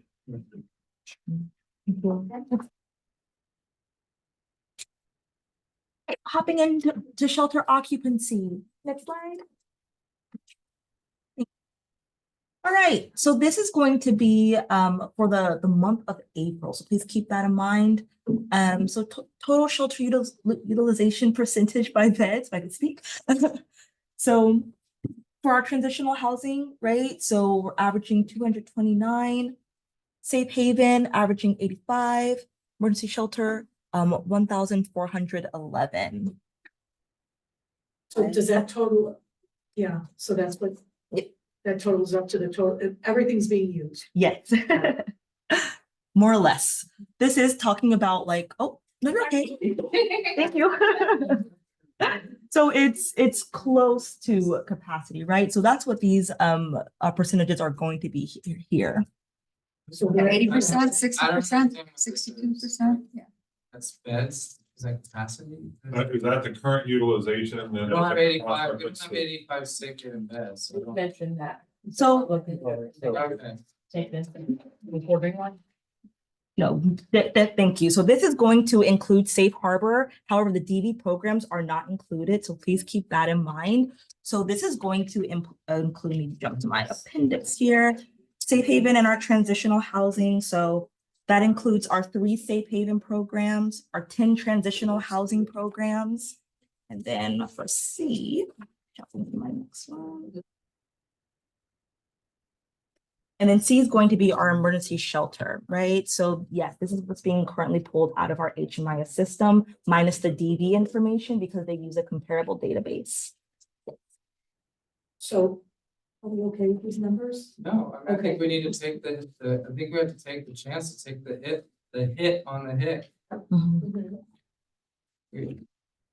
In Safe Harbor, we don't have 490 beds, even though we physically have spots for 490 people. For 70. For So we 70, don't have spots for you don't- 70. Correct, but that's what our records say we do. And so are we gonna address that or are we not? We're just gonna let the 470 go? Because if we do, that's. So we had a conversation earlier about it, and I think with the group, what we were discussing is that for the next tax meeting, we wanted to get the safe number so that we can have that to work with. So we, definitely have to decide what that number looks like. Lieutenant Hayes is not here. So we basically, would what we're get that saying here is, information. I'm sorry, Daisy. Yeah. If we cross-reference this chart with the earlier chart, we have no capacity.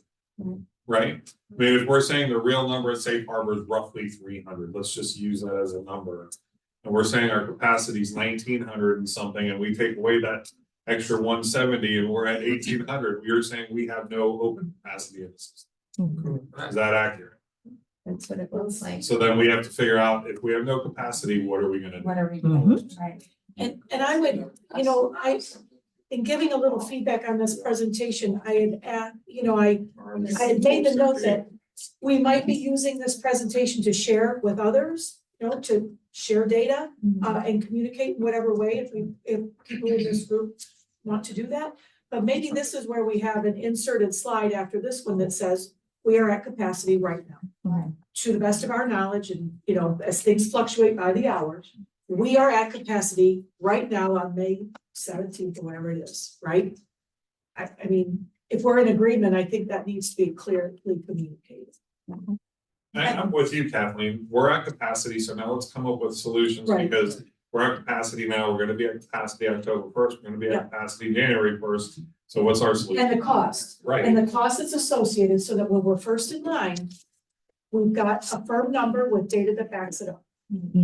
And we are, so I know I'm gonna have to go through, I'm not gonna rush you, but I'm just gonna cut out some of the things that I wanted to talk about, just like the areas of review, because I think we've already talked about it. We are gonna have the brainstorming sessions to write down, what are we gonna do with capacity? So we can look up at the slides and then we could just start the sessions, because I know we are short on time, and for the next task meeting, we will just have additional time to continue to have that conversation and leave additional time for them as well.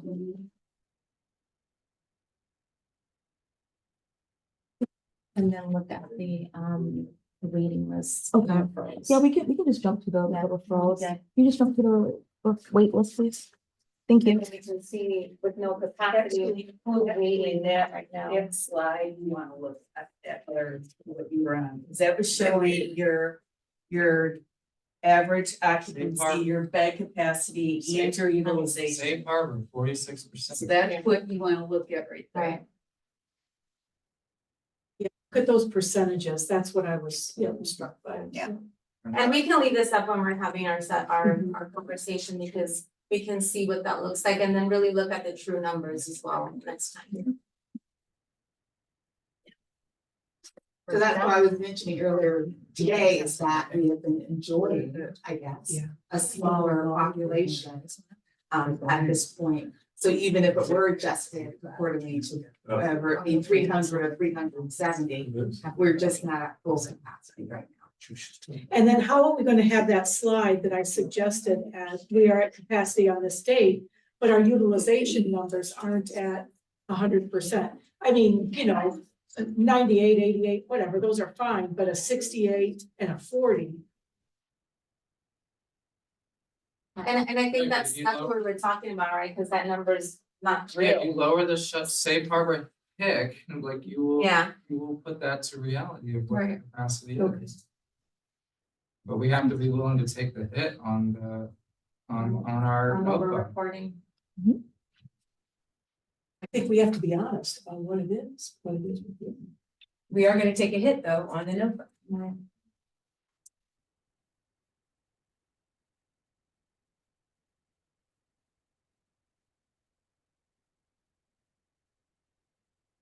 So our current wait list, so again, this is as of last week, as is in, so kindly mention, right, that this is ever changing, okay?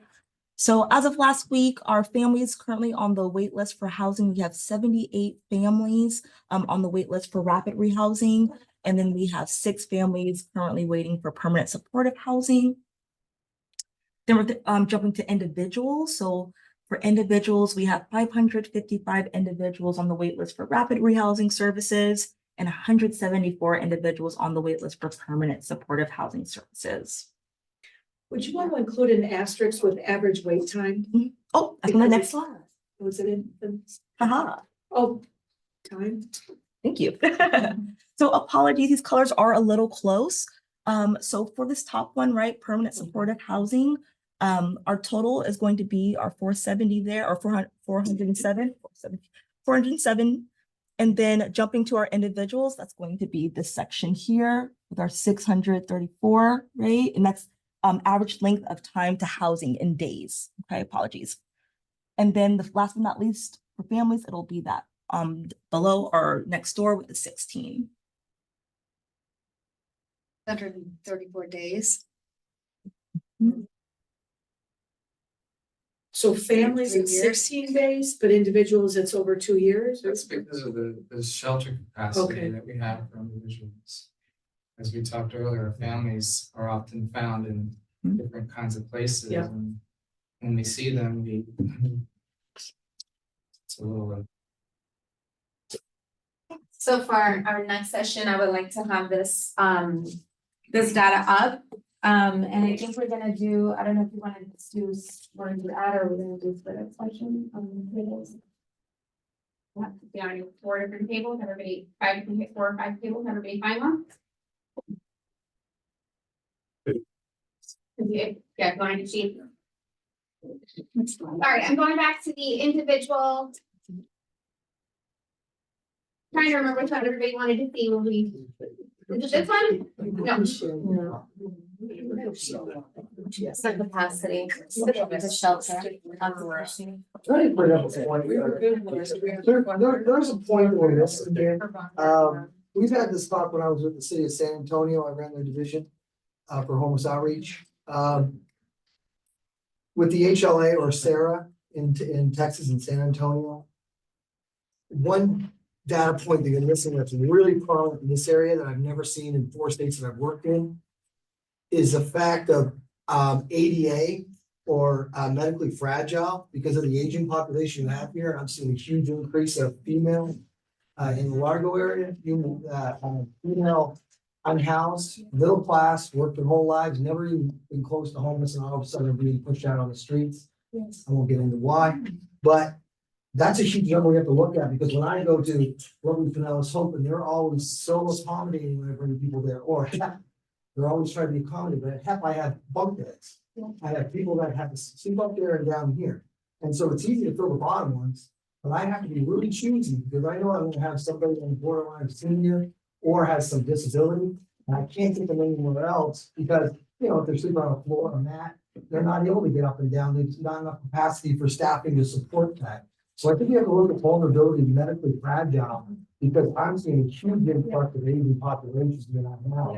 And it's difficult, because, you know, I'll go to Pinellas Hole and say, Jeff, Joe, I got this guy, he can't get up and down off a mat, and there's nothing SSI come in, you can get a cottage, you get him over there, and that's the only way I can get him in that facility, because they can't get up and in and out. So these are something else that we have to look at, because capacity also means the ability to function in those environments. We have people that literally physically can't, Correct. and it's growing. I'm seeing so many females that are aging. Yes. So I think And I that do has to think do- that, you know, we've had that conversation in the past several meetings. We've had a very similar conversation about your observation. I so appreciate you bringing that up, which is kind of this mobility issue, the seniors, the aging population that, you know, even if we had the capacity here, which clearly we do not, but even if we did, there are many that cannot utilize these resources for the very reasons that you're talking about. So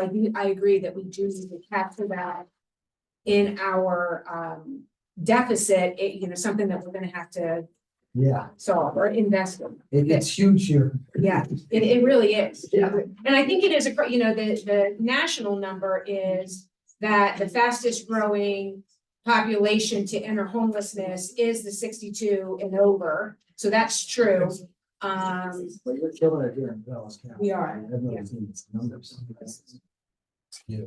So the legal pads that Victoria just put out is just to kind of brainstorm with the group to see where, obviously, we see that we have no capacity. What are other ideas that we can come up with? Anything that we're seeing gaps that we can continue to work on as far as data? Who else can we bring in? So just kind of brainstorming some solutions to this issue. So that we can, you know, bring back and share with the rest of the group and continue to work on. Is there gonna be a task that we are gonna bring out of this meeting to advocate, to fight for, whatever that idea is? I think we have to generate it here so we can continue to work on it on the next meetings. So if you wanna start looking at that, I think we have, what time is it now? 3:06.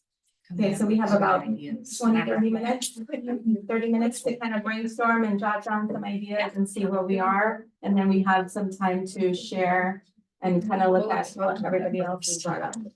So please gather around the table with a table number and big sheet on it. I think we need to move this. There is an empty table, yeah. Table over here. If anybody wants to create their own little view, I can create a table 5.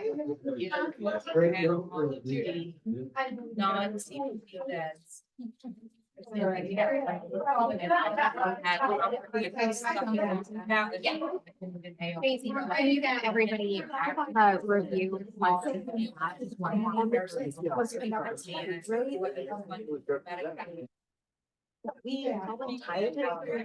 It's right there, cafeteria. I don't, tell it like that. Thank you. Well, yeah, but these are where you're getting. There's many people that are on the street that need some medical nursing. Because it's about.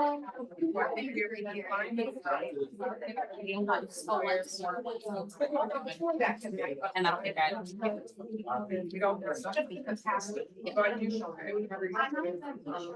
right, so David's gonna give us just a quick once over for anybody who's a little bit what you're doing. If you know what you're doing, go for it. So yeah, so we were just talking about different areas of review, space, capacity, looking at costs, other options as to what we can do. I know that there was something that was brought up with mobile classrooms. Is that something, an option that we can actually use? Parking lots designated to sleep overnight as a safe area. So those are kind of like the ideas. So jot those down and then we'll share them after we finish the session, so that we can start creating task force around those. And also if there's a champion that you want to allocate or assign something to, that would be great too, so that we can start getting advocacy groups around that and really start moving that needle forward. But, you know, because we.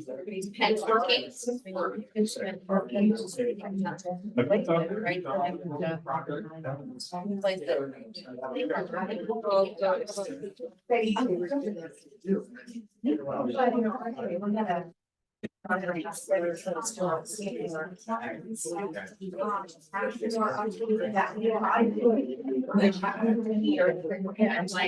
there's quite a bit of stuff that's just for veterans. Everybody knows that, you know, there's schools that are saying this, like, oh,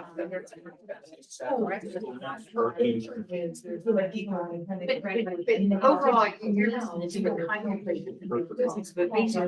basically we just need goodness about where. well, this is a culture. Nobody else. Like, there were staff working every day. That is locations. You can tell this information from crisis stabilization. Officers, hospitals, discharging people. And so the thing to show that like this would be a way to look at not only in the most appropriate place, but not in a situation of you know this location or this citation. I think we are. So there is,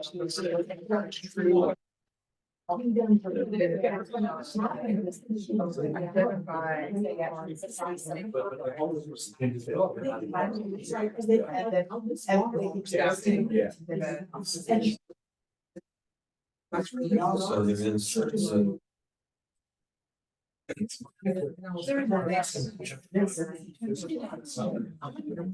just like what seconds. I was just thinking about that. Looking at it, they can fold before. Yeah. A lot of us. Little bit fun. Right. It does have greater office. It's like, it's not a bank grass, and it's not like a jump break program. That's staff, right? But staff that understand trauma, that understand illness, that have substance use, like they can just kind of stabilize them under to require God. Where then they. There's not always cold, you know, because we've got investment issues. There's nothing you love. Yeah.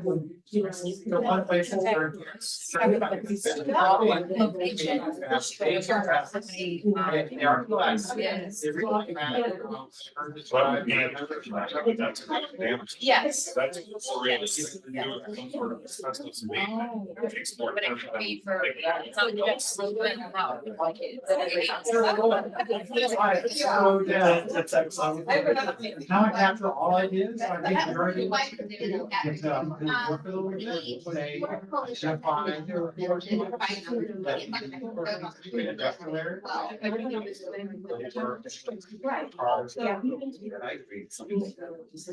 overnight party.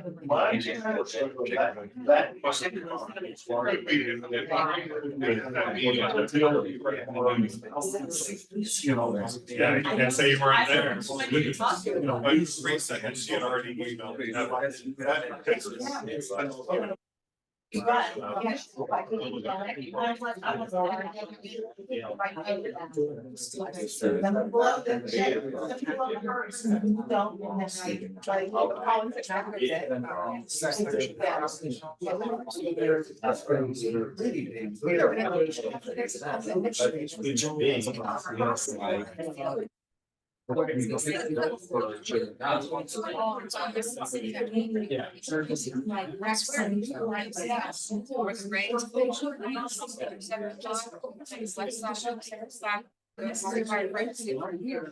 More sheets, you need like more sheets, if anybody needs them, are available out in front.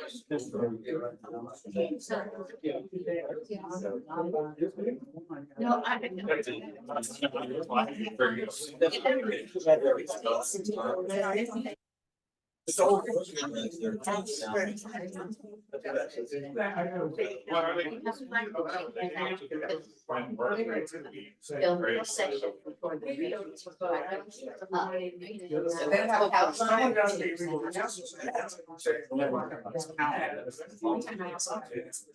Yeah, that's, yeah.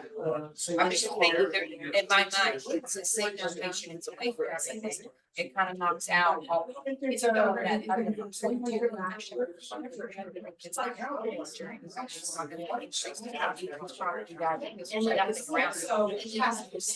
Correct, the rays were gonna go there. So that means it's not as environmental. Well, again. Well, yeah, I guess that's true too. Yes, yeah, but I probably. Well, I, you know, I could slip to you those that know the. But yes. So,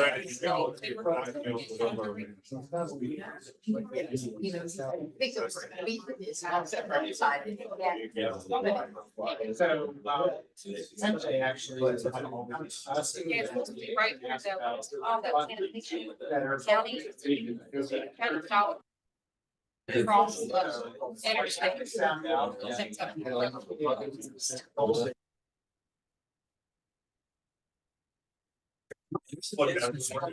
Yes. Yeah, I mean, exactly, but like. Yeah. there's no property here. It's too expensive, but.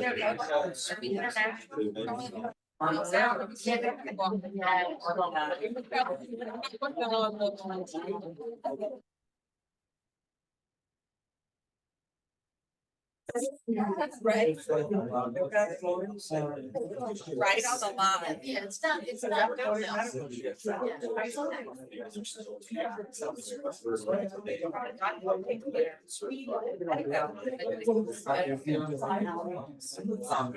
the operating costs, you know, at some point we're gonna come back, because we've got to do discussion. Get it back, right? We can't talk about money, space.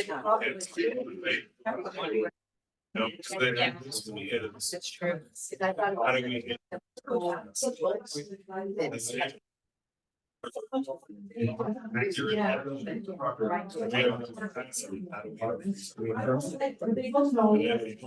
So many ways. So if we say, let's just say. All right, good. Thank you, appreciate it. Just that. Where are we gonna get the resources? I mean, they could do that. The neighborhood. Probably dealt with Friday. They. I think we tried. Looks like you were something so good, we see. Yeah, that doesn't, 5 minutes. So you don't I'm doing here the.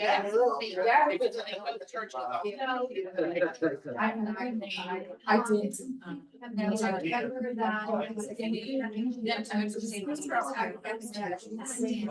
not like.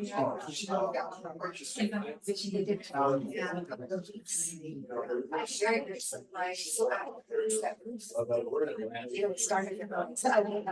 It's either. So there is a way. So, yeah, but then they have the land to do it too. But there's nobody else here, is there? Well, now they have the land to expand. So, yeah, we're kept there. Already done it. So, what?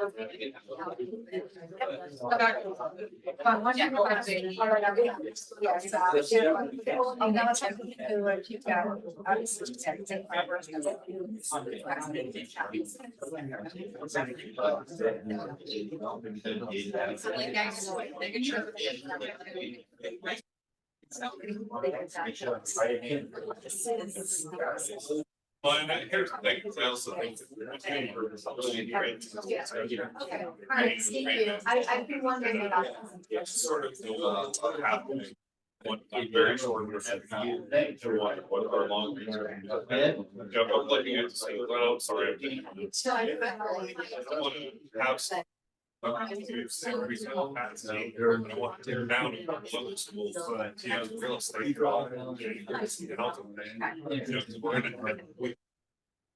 Out there, solutions to that. Yeah, you know, so, but again. Every time I try to down a piece of land. That's what You know, rather than build bins, you know, our big is our store and That would be private funded. Any kind. So could you guys meet if they have? But again, where's the cost? About.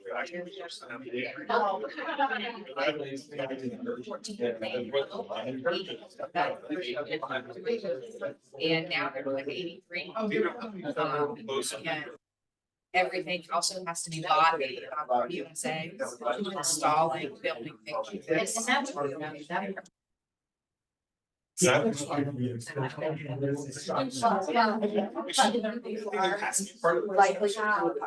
So his organization, what do they need? What will? It's for their, we talked about it last night. Kevin, never met Kevin, Kevin's one of the most nervous people you'll ever work with. He gives you the disapproving look. And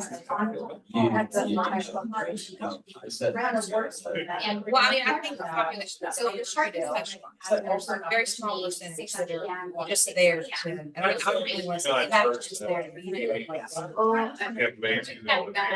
we went out every in the world. Took over the church, they built out the cafeteria. Did he get a kind of very specific brand and They decided to build their baby campus. well, I mean, I don't know what we do.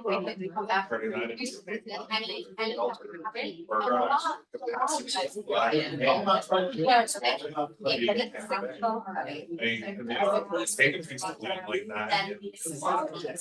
Either build up or build. And it's just say that the jail is the largest. So we're having a deal with all the resignation and now we do it down in the, I think we do a station, putting this around here. I don't know, our kids told them having to.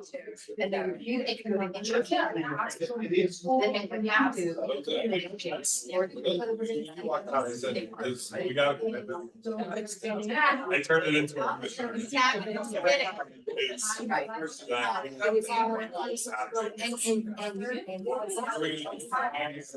What are we gonna do for the long term?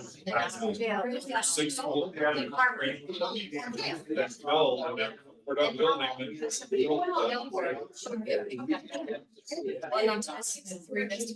they're, they could be getting big, you know, they're trying to find that. I think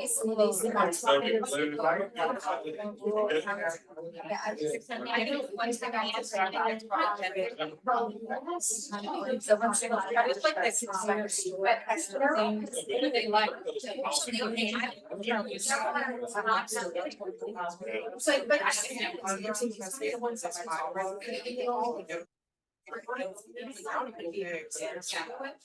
Holding up. That also. He doesn't want these to be afraid. Make sure everyone's aware of that resource. Sound. I can't.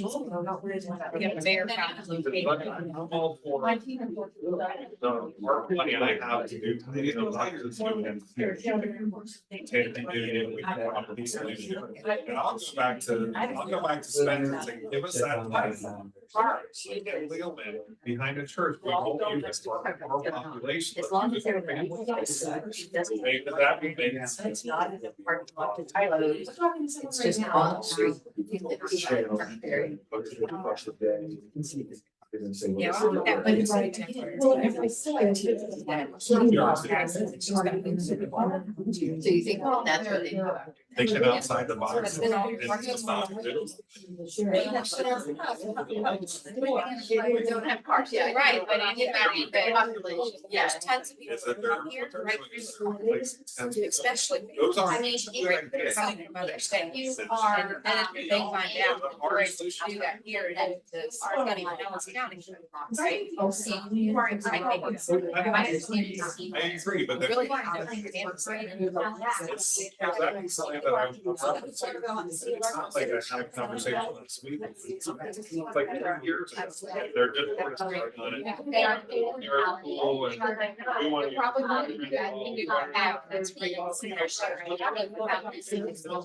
I didn't say that out loud. Somewhere, it opens up. Some capacity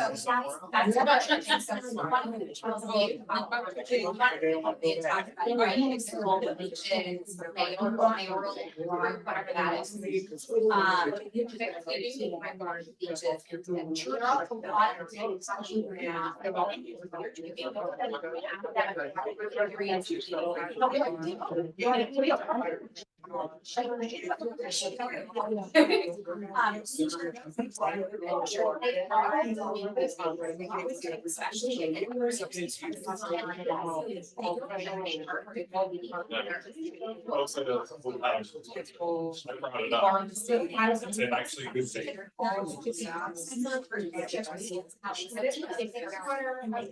So I tell you, I'm gonna. That's not.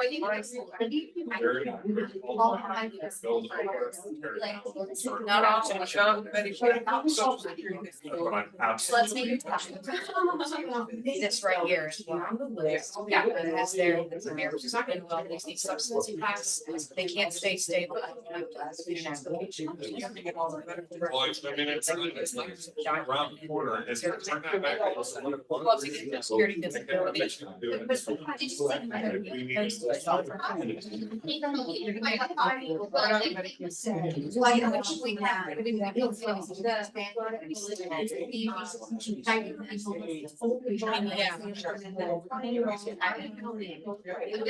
When we realize. Yeah, that's what that.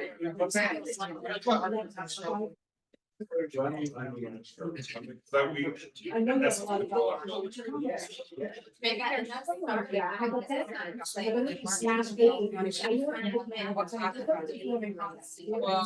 that's the issue. That's the only issue. That's how it. So that we said, right, we're small, like, we're at people. We can't. Yes. That's what we should be going to have by. I mean, I just think it's a lot of city. Well, we're very. I'm so glad that they try to money that's already out. So we are uniting the seniors. That's what it is. It was supposed to be here.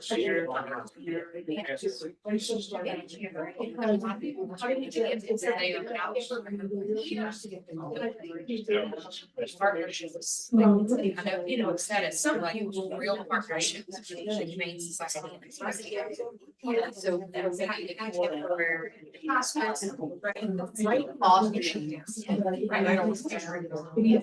I know, but I mean, or right a place where. I mean, like, now it's open expanded. It's getting more expensive.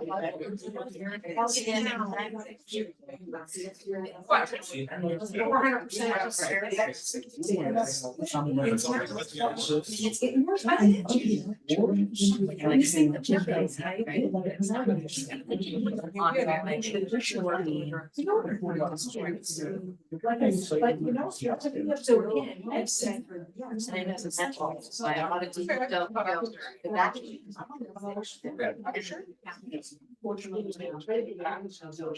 Well, you see, that's what.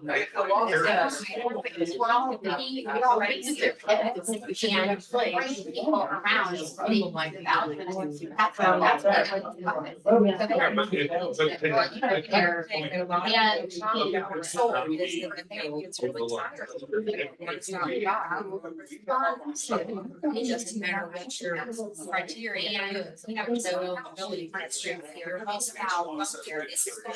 And this is going to You cost. still have. This is how much. Battery assessments and get questions. And figure out what's going on. And you'll have to pull out maybe that your day someplace else at night just to sleep. You just have to really use just.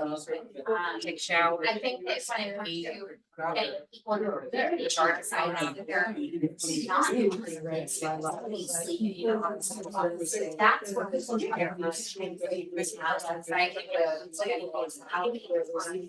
they did have, like, yes, maybe you could totally back in your backyard.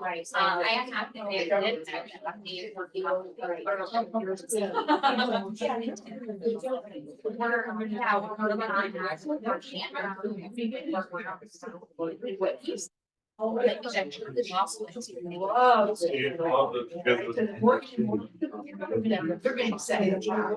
Right. I mean, I was all trying, and I'm like, listen, yeah, I guess you guys gotta have something like. Great states, if government starts contributing less.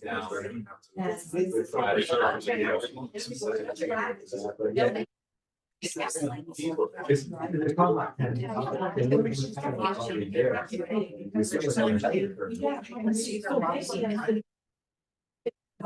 So some of the things that I have to put in January, right? Especially this is the capacity that your son is. Like, you know what I mean?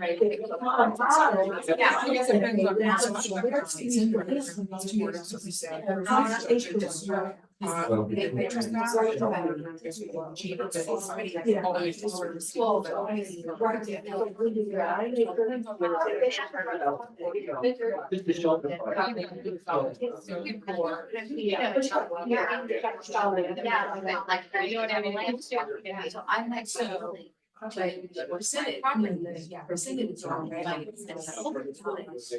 I used to was place lived.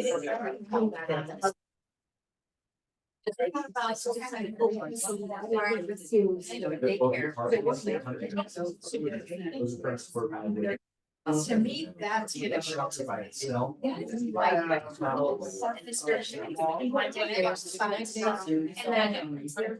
Potential hiccup. Are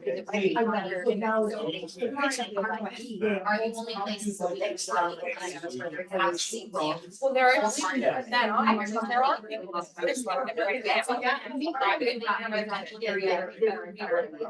I never said anything. I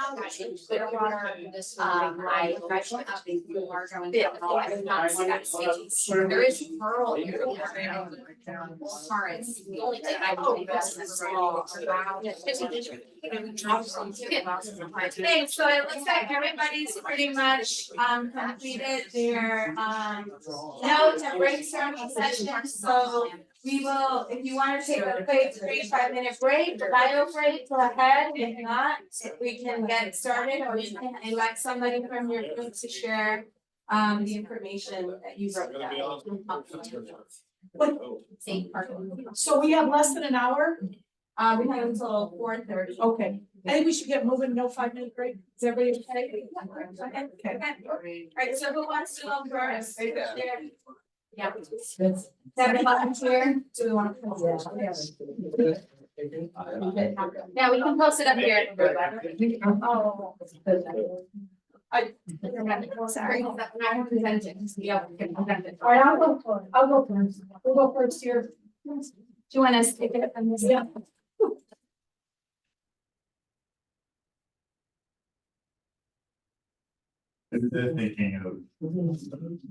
Okay, so we talked about, and I think that Daisy invited Clint Herbeck or people from Pinellas County Schools about where we might have some capacity with the schools.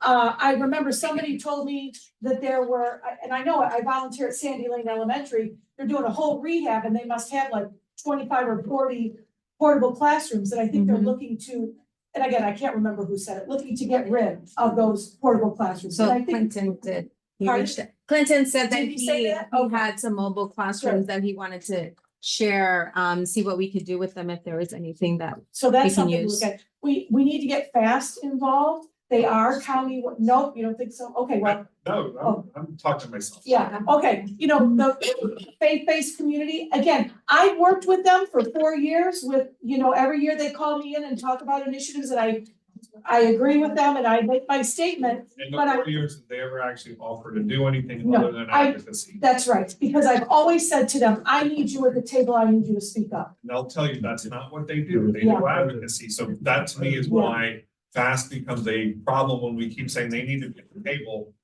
do what? My dream has always been to ask each of those congregations in the county to metaphorically adopt a family or a person and usher them through the process of going into some kind of housing. Because you just take one. And so I think there can be an ask. So those mobile Chuck had said, our big things are, we've got to focus on capacity and case management. Find out what the cost is for those and then go after, and that's the whole idea of the meeting today is, and hopefully we can walk out with, what is the cost and what's that gonna be asked? Asking local governments to help fund case management. We need specific ask of the local government. That comes back to the next slides are gonna be about cost per. Pinellas Hope is, Joe's here with us, talked about it being in a flood zone. So, the reality of being able to expand a lot there. But Joe also said it's 9 acres out there. It's only 9 acres. That's not a lot. And they're doing great things with both permanent supportive housing and the shelter. They have a capacity of 255 for shelter on 9 acres. And he said he's had multiple people visit from other counties to look at his model. So if we can take Pinellas Hope and duplicate it in other places, and then our conversation went to, well, maybe Oldsmar and Tarpon have a little more land than St. Peter, Clearwater, or Largo.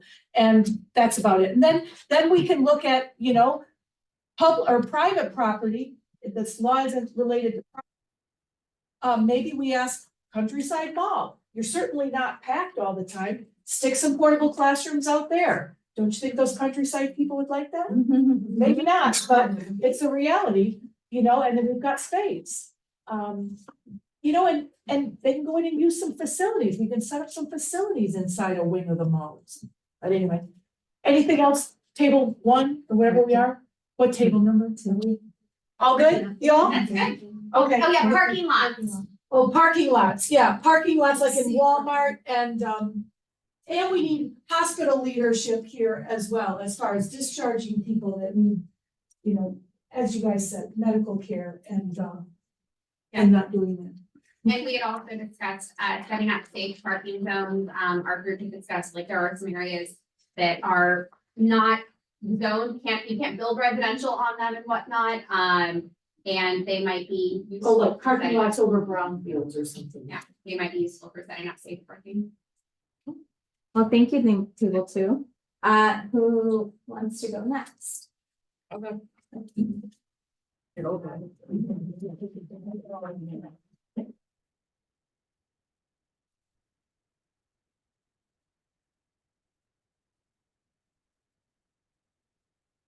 We have a couple of ideas. One is to develop a count of non-HIC beds in the county. So ideally, like, you can go on to 211 and spend all day searching for this information and collecting numbers and then calling those locations to ask about capacity. But we were thinking that if we had an actual program of a staff or two that had real live daily updates across the county of available ALFs, recovery housing, sober living, nursing homes, residential group homes, detox, inpatient substance use programs, and veteran housing options, that it could definitely help with the discharge planning from hospitals, from crisis stabilization units. It could also help law enforcement on the spot to know if I see somebody. You mentioned a lot of people that need ALFs that are on the street. Having a daily count of knowing where in the county that there are available options for ALF and what the funding source is, to give us that picture, right? And we're obviously going to run into the issue of some people are not going to have any funding source under them for insurance. And that's could create a different issue, but at least we would know, right, that we do need some other way to fund this population. And the other would be increasing current capacity that we have, and understanding the financial space needs to grow existing capacity for more staff for case management and clinical. So we agreed over here. And then ambulatory needs captured in HMIS. We weren't sure, I feel like on this VDAT, there's a question about ambulatory needs. But other than that, is there a place in HMIS where it's identified that you do have ambulatory issues or concerns? It's not specified in that like, it's not distinguished. But there's a form of, you know. So maybe adding that as an option, so we Yeah. could actually try to get a realistic count of what's needed. And then also adding, on the, whether we think about the, HIC beds or non-HIC beds, adding which ones are actually handicap accessible. So we actually know how many units or beds that we have across the county. And then, planning for animals, obviously, I think that, there's 3 shelters, during, emergency, like hurricanes that take pets, but that is only during emergency hurricanes. And then, coordinating with, private landlords, because there are a lot of non-HIC beds, right, where people have turned a house into shared housing for 6 men, and it may be classified as a sober living arrangement, or they may not classify it as anything. But there are a lot of those that exist throughout the county. And I think that's it. Thank you. Some really great ideas. Who wants to go next? Right? Yeah, we do.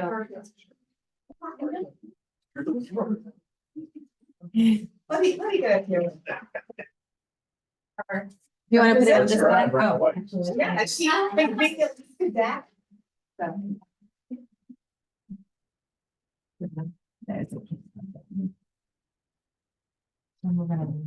We were talking about coordinating with local churches as they do with our co-night shelters.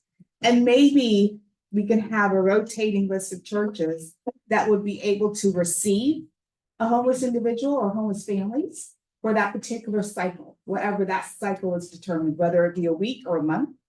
And if we can find some monies to reimburse that church per diem for each individual or families.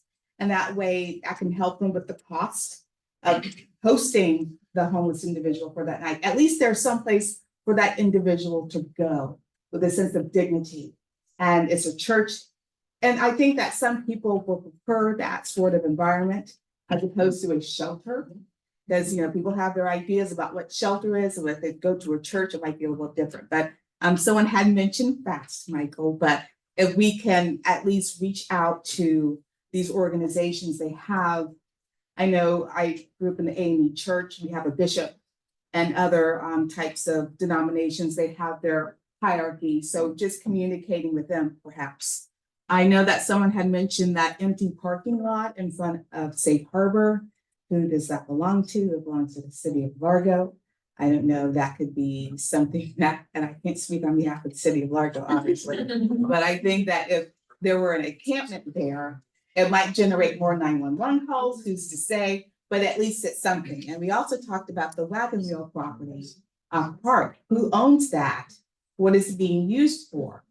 That could be a location, because we talk about the very limited amount of land that we have here in Pinellas, because it's the most highly densely populated county in the state. So who's to say? Someone had mentioned the decommissioned PSTA buses for housing. They have to take out the engine and destroy the engine. I've seen some really cool school buses that have been converted to housing at the little manatee park over there in Parish. So it's really cool and it's quite funky, and it could be an ideal situation if we had space like the wagon wheel, or even having the shipping containers, something very similar to the cottages at Hope, where you can have your sense of privacy and dignity, and you don't have to worry about sleeping in a big room, because we really have to understand not the demands, but the wishes of the individual that we're serving, right? We just don't want to have this cookie cutter type of concept. But if we have different options and we can marry that with what they want, then we would have more success. And doing that motivational interviewing, getting them off of the streets and into some sort of sheltered area. Trying to identify any leftover COVID or is it ARPA funds? If they're still available to be utilized to at least purchase some of these materials that we were talking about. And have services specific teams after business hours to capture more clients. More of a street outreach at night. Because I know we have a population that likes to avoid case management. They like to be under the radar because they just don't want to engage. But if we had opportunities to kind of flip it a little bit and where we're more accessible, when they're more visible, that would be helpful. And these are just some of the things that we discussed. You know, a couple of people have talked about parking lots. I just wanted to mention, I looked at that for Gulfport, and for $70,000, I could have bought a trailer that had showers, ADA, men's and women's, that you could, you know, and it would be portable, you could move it around. That if you had people either in containers or in their cars or whatever in a parking lot, you could park one of those in there and get them those facilities. Just put that. As for parking lots, I had to do that for a while. I was in Miami. Company abandoned me, so I went from Walmart to Walmart. It can be done, as long as it's not super consistent. Even I work at Walmart now, we're on a grade, and we get people occasionally to go out into the far corner of the parking lot. It's not a huge problem. But if they stay there for more than a couple of nights, yeah, we look out from them, yeah, maybe not. So it can be done on an emergency basis. I mean, RVs, a lot of places they not allow, but if they go in, talk to the manager, that sort of thing, they can stay there usually overnight. So it's parking lot. I've also stayed behind a Wawa. I've stayed at rest stops and parking lot at the T stop on 5-4 for a while. Parking lot issues, yeah, you're right, there's security, there's hygiene, and of course location, and of course you gotta have an actual car to actually park. And for those who are homeless, you gotta have money for gas to actually get to a parking lot too. And it's gotta be reasonable, accessible to like a bus, so you can go to work or something, so they're not using gas all the time. So there are all issues with parking lots, but if it's an emergency, if you have a car and you're living in it, that's pretty much your only option for a little while anyway. So finding one that has a longer term, more than a couple nights, is gonna be key, but I don't think we have anything in the county that has something long-term for parking. It's specifically designed for people who are living in their cars. I have a question about the count of the non-vic beds and want to identify the capacity almost daily. How would that be populated? Like, can you imagine how it would work to keep the numbers up to date every day, or is that a possibility? Where you? Yes, it is. It's easy enough to people to it'll populate each. Okay. I think it would require live calling every day, Yeah. right, and getting that number. Okay. But I wonder though, I wonder if it's even that, because they are all through ARPA, they have to have their census numbers somewhere. Some of those.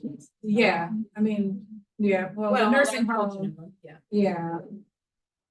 I worked at a city where I was a duty officer, so I oversaw actually- all information for all shelters.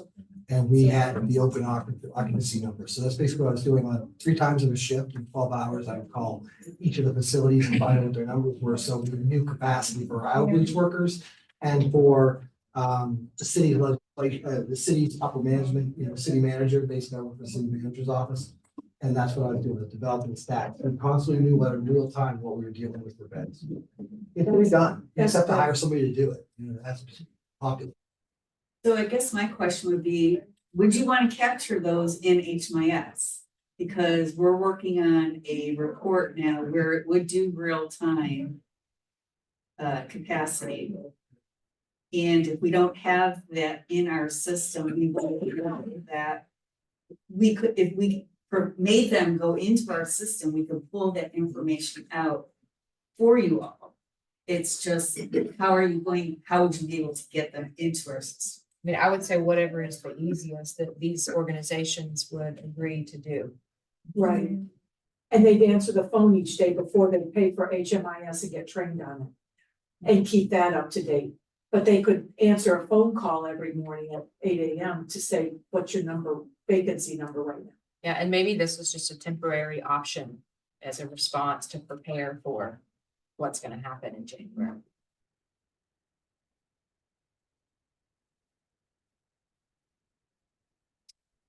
That's a real, more accurate.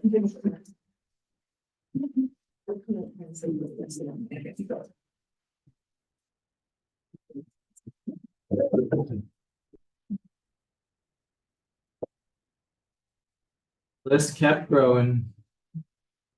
All right. So obviously, as we've gone through all the other groups, this is a multi-prong approach. I mean, we're talking about short-term solutions, long-term solutions, ongoing solutions. So this is a mix of them, not necessarily organized like that. So we're just going to start at the top. So increase access days to shelter. So we need to be in a situation where, you know, we have access to shelter beds every day, not just 1, 2, or 3, to deal with this issue. Increase access to animal shelters and storage for belongings. We've talked about how, you know, some of the barriers for people even to go to shelter is the fact that they have pets or they have personal belongings that they know will disappear if they go into shelter. So they stay on the streets because they don't have anywhere to put those things. So we have to provide access to those options. It needs to be a part of our strategy to even getting people to our shelter capacity beds. Everyone's already talked about the increased shelter capacity piece, but just some of the specific highlights: hotels, Nellis Hope expansion there, more land, we got a lot of land there. Churches, both vacant ones and existing ones, hospitals, got closed hospitals, commercial office space. You know, the pandemic actually put a lot of office communities working from home, remote homes. So there's now office space that could be used. We talked a lot about Live Local, leveraging Live Local, which allows for rezoning and opportunities for other spaces that may previously weren't zoned to now meet some of the needs that we have here. Talk, engage, actual. This is one of a late entry, April. We have campsites all over the place. And what does it cost to run a campsite? How do we leverage and engage those campgrounds, those existing campgrounds that already have the infrastructure necessary? What would it cost? Very minimal cost to bring a tent or whatever to existing campgrounds. Quick, easy solution. Safe places to park with utilities. That was already talked about and discussed. Rec centers and schools, so similar to when we have our hurricanes and we set up shelter, these kinds of things would be more for like overnight sleeping. It's not necessarily the long-term shelter situations, but you're kind of quick overnight. We have rec centers and we have schools for that overnight after 5 p.m. when those are shut down. We talked a lot about the schools and all the schools that are not being utilized. And we talked about two options for those. One, some of the issues we're hearing as why we can't use them is asbestos. Okay, well, what would it cost to do asbestos abatement? What is the investment in that to abate the asbestos, cost analysis, clear that so those schools could potentially be used. And then the second part is, well, okay, if the cost is too great, we need to use that space for some housing solutions. That is invaluable land that is needed to solve this problem. We did talk about the faith-based community, not necessarily from as it relates to FAST, but we need to leverage the faith-based community to recognize it's an educational thing. We have a homeless problem right here in your backyard, in your neighborhood. We need to talk about those dollars, those churches directing money locally, as opposed to a lot of programs where they're sending money overseas. So that's a strategy. About the converting, and sorry, Chip did come up, but we need to look at some building strategies.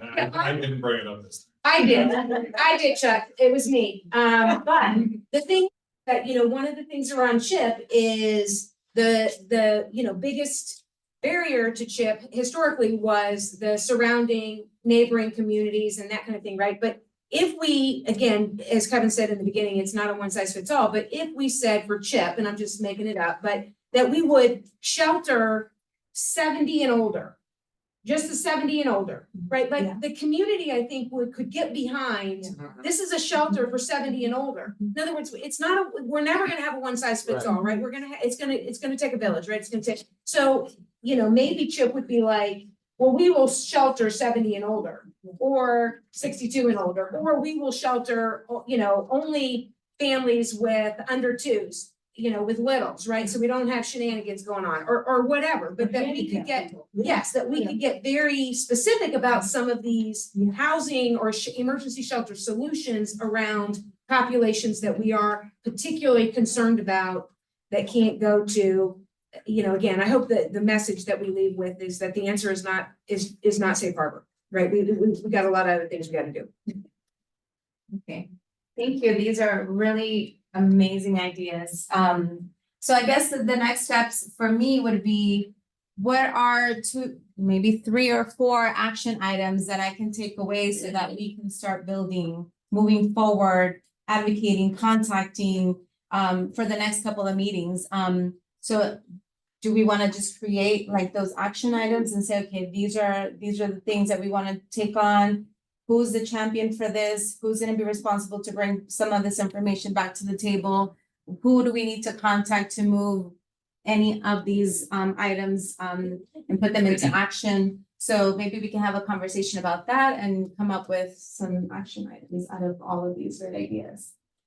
Daisy, I think if you take all of the lists, that there's quite a bit of overlap and, so maybe the HLA, somebody on your team could take that charge of just consolidating this list. I think there's some duplication or we could repetition. definitely do like a spreadsheet and kind of bring up, I see a lot of contacting faith-based, looking at schools. That's something that we can continue to work on.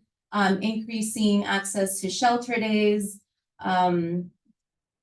The other one, Like the portable parking lot, the portable, so we're talking to the schools. I think that's really important too. So yes, definitely I can come up with some of those action items and start moving those items forward and having contacts with those key people. The types of things that if we could do a specific cost benefit analysis on for certain things, Yes. those are the things we need to go to local government with and say, this is where you can help. This is what your money will do. This is why you should help. The local government is not gonna respond to a general ask. Right. They're gonna need you to say, this is how you can help. And this is what your money. And this will is do. the cost of it. And I think that's where some of your next slides, unless we skipped over, but the cost to, have a tent for the year and all that stuff. So when you went through our capacity slides, now we need to see the numbers that we all can, the exact cost for those gaps, right? Yeah. So what's in totality? If it's 23,910 per tent, how many do we need? And maybe, maybe we don't do the tents. We have those facilities where they open up overnight. Like the schools, or even I really like the campground idea. I hadn't even thought about that. So that's something that, we can invest in or look at too. So this data was from the Florida Coalition to End Homelessness, and they just did a quick encampment cost analysis on Pinellas County based on the PIT numbers from last year, and they're letting us know that Pinellas County, it would cost $23,910 for a tent. So we're looking at $15 million a year, and this entails the cost of setting up, hiring staff, staffing it up, making sure that there's water, there's electricity, all of that. So this is a really huge number, and I think that if we look at other options, we could definitely ask, I don't know who, to invest on other innovative ideas as well. Daisy, I have one question for Joe. Joe, is that what it was? Well, You I already don't know. know what it costs for the initial startup of creating something like. Right, but every year now, is that the But cost? Every year, like, I think if you see what the cost is of like being in the Pinellas County Jail for a day, it's like $150, $180 a day. At Pinellas Hope or Safe Harbor, it's probably $25 to $30 a day. So it's a huge difference. So I'm thinking about this law is like, are they gonna just arrest all these people? It's gonna cost them so much more to do, so. Right, but so if municipalities are tasked with setting up an encampment, my question is that what it costs every year to run Pinellas Hope? Per tent? Yeah. Per tent, per year, what, the year might be easiest for you? I can't give you an accurate. The answer. $15 million is a lot.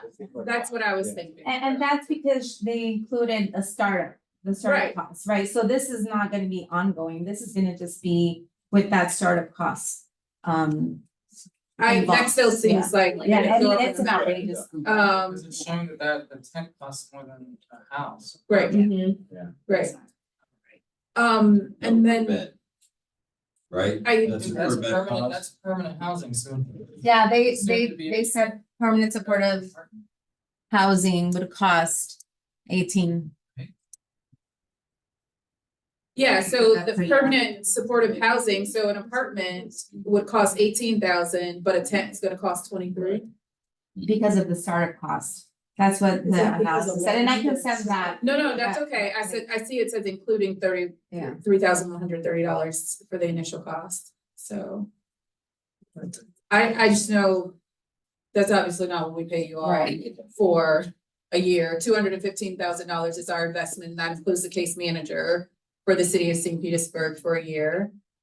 And so to your next point about who is going to pay for this, I mean, part of it, so this is a task force part of it, but my motion was that we get the municipalities in the room, right? The city of St. Pete, the Pinellas County government, we can't be the only ones funding Right. everything, Largo, Clearwater, we just can't be the only one funding everything, when we've got a homeless situation. And forget the homeless situation, we have a law that impacts our entire county, right? And so my ask was to get the municipalities in the room, and it makes sense to have the shelters in the room, people who are providing the service, because we do not as municipalities. We have the funds to do that, but we don't know, like we have this and this is great, but we don't know what the ask from them would be. And it was like a simple phone call to Joe, hey, what's gonna cost us to put together 25 more beds?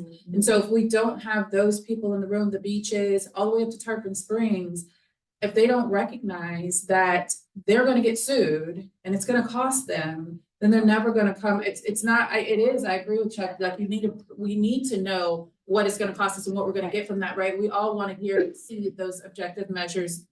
But at this point, what it's gonna cost them is a whole lot more. Right. But I would ask, who would you invite from all those 22 municipalities? I'm just saying, your city Right. manager, form of government. Right. They're tiny.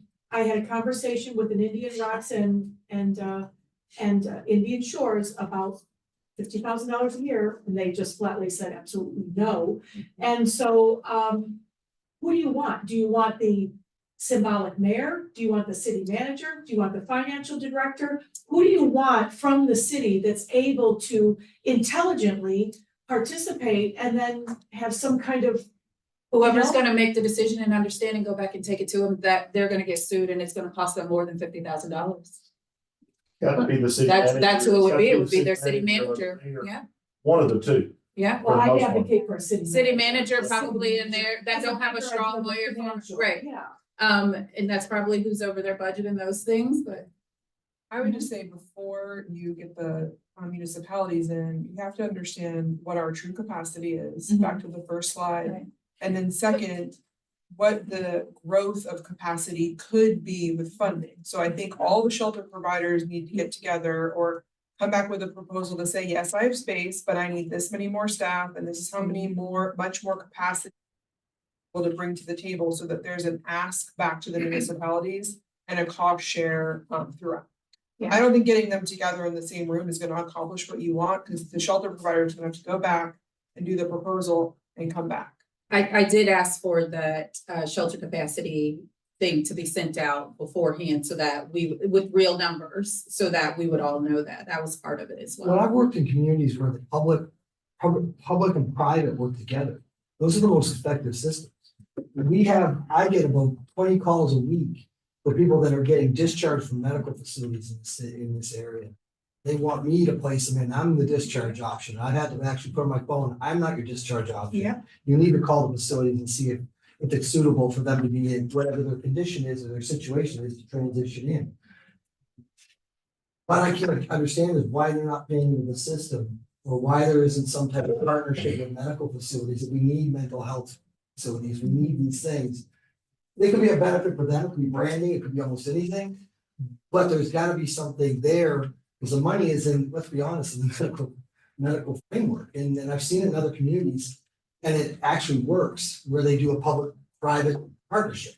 Where that money comes in, and then they're actually coming in to do the mental health piece or the developmental piece or whatever it is and support it. I don't know, I see public money not only being the answer, it's gotta be some private funding. To go back to what Karen said, I do think we have to get to the capacity. I, however, do not think that the capacity answer is in our current shelters. But regardless, we need to know what they can and cannot do, sure. But again, back to public-private partnerships and all this kind of stuff.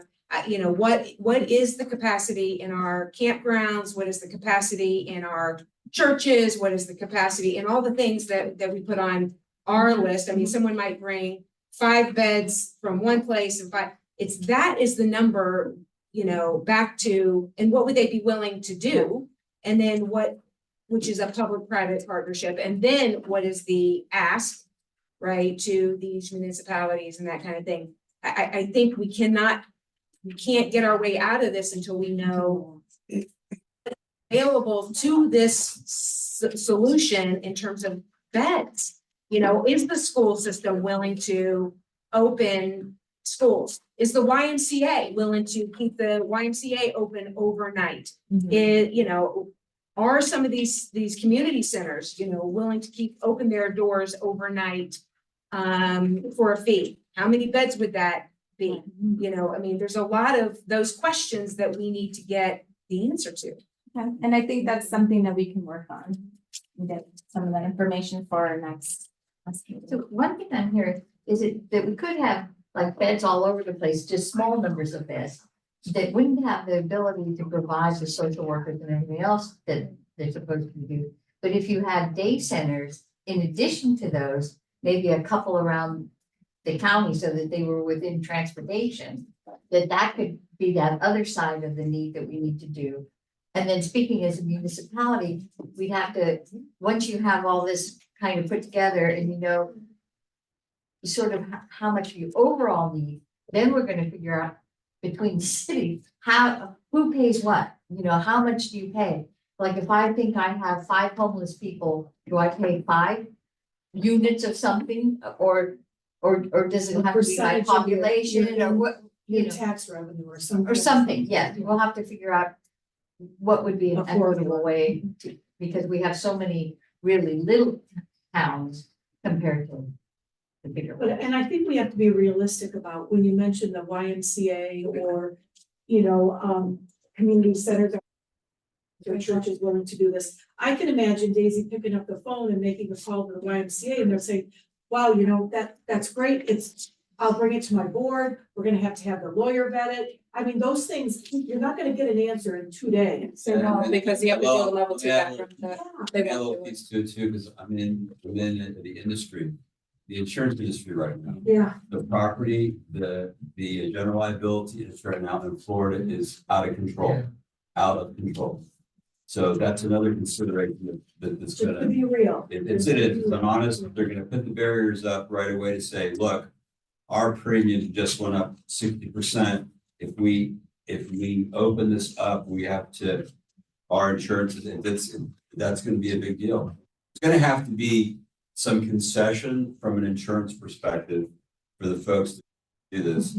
And one of the questions I was gonna ask while I'm on my soapbox, and I apologize, is there anybody in commercial real estate that's gonna be part of this task force? We can add them. Because I would suggest maybe we need a real estate expert, I don't know. You all know this space way better than I do, but there's a lot of empty commercial real estate around that is up for rent, up for lease, up for sale, that's not being occupied anymore after COVID. There's industrial parks that are wide open, warehouses that are empty, that have been for a long, long time, that people have to keep insured, which is costing them money to keep them insured because they own them still. If there's some kind of tax break or something, we may have areas like that we could go to and say, hey, you get a tax break. I know you haven't sold the property yet, but what if we turned it into affordable, not housing, but at least a place for people to go and feel safe? Just some thoughts. Do we have a cold weather night shelter system? Yes.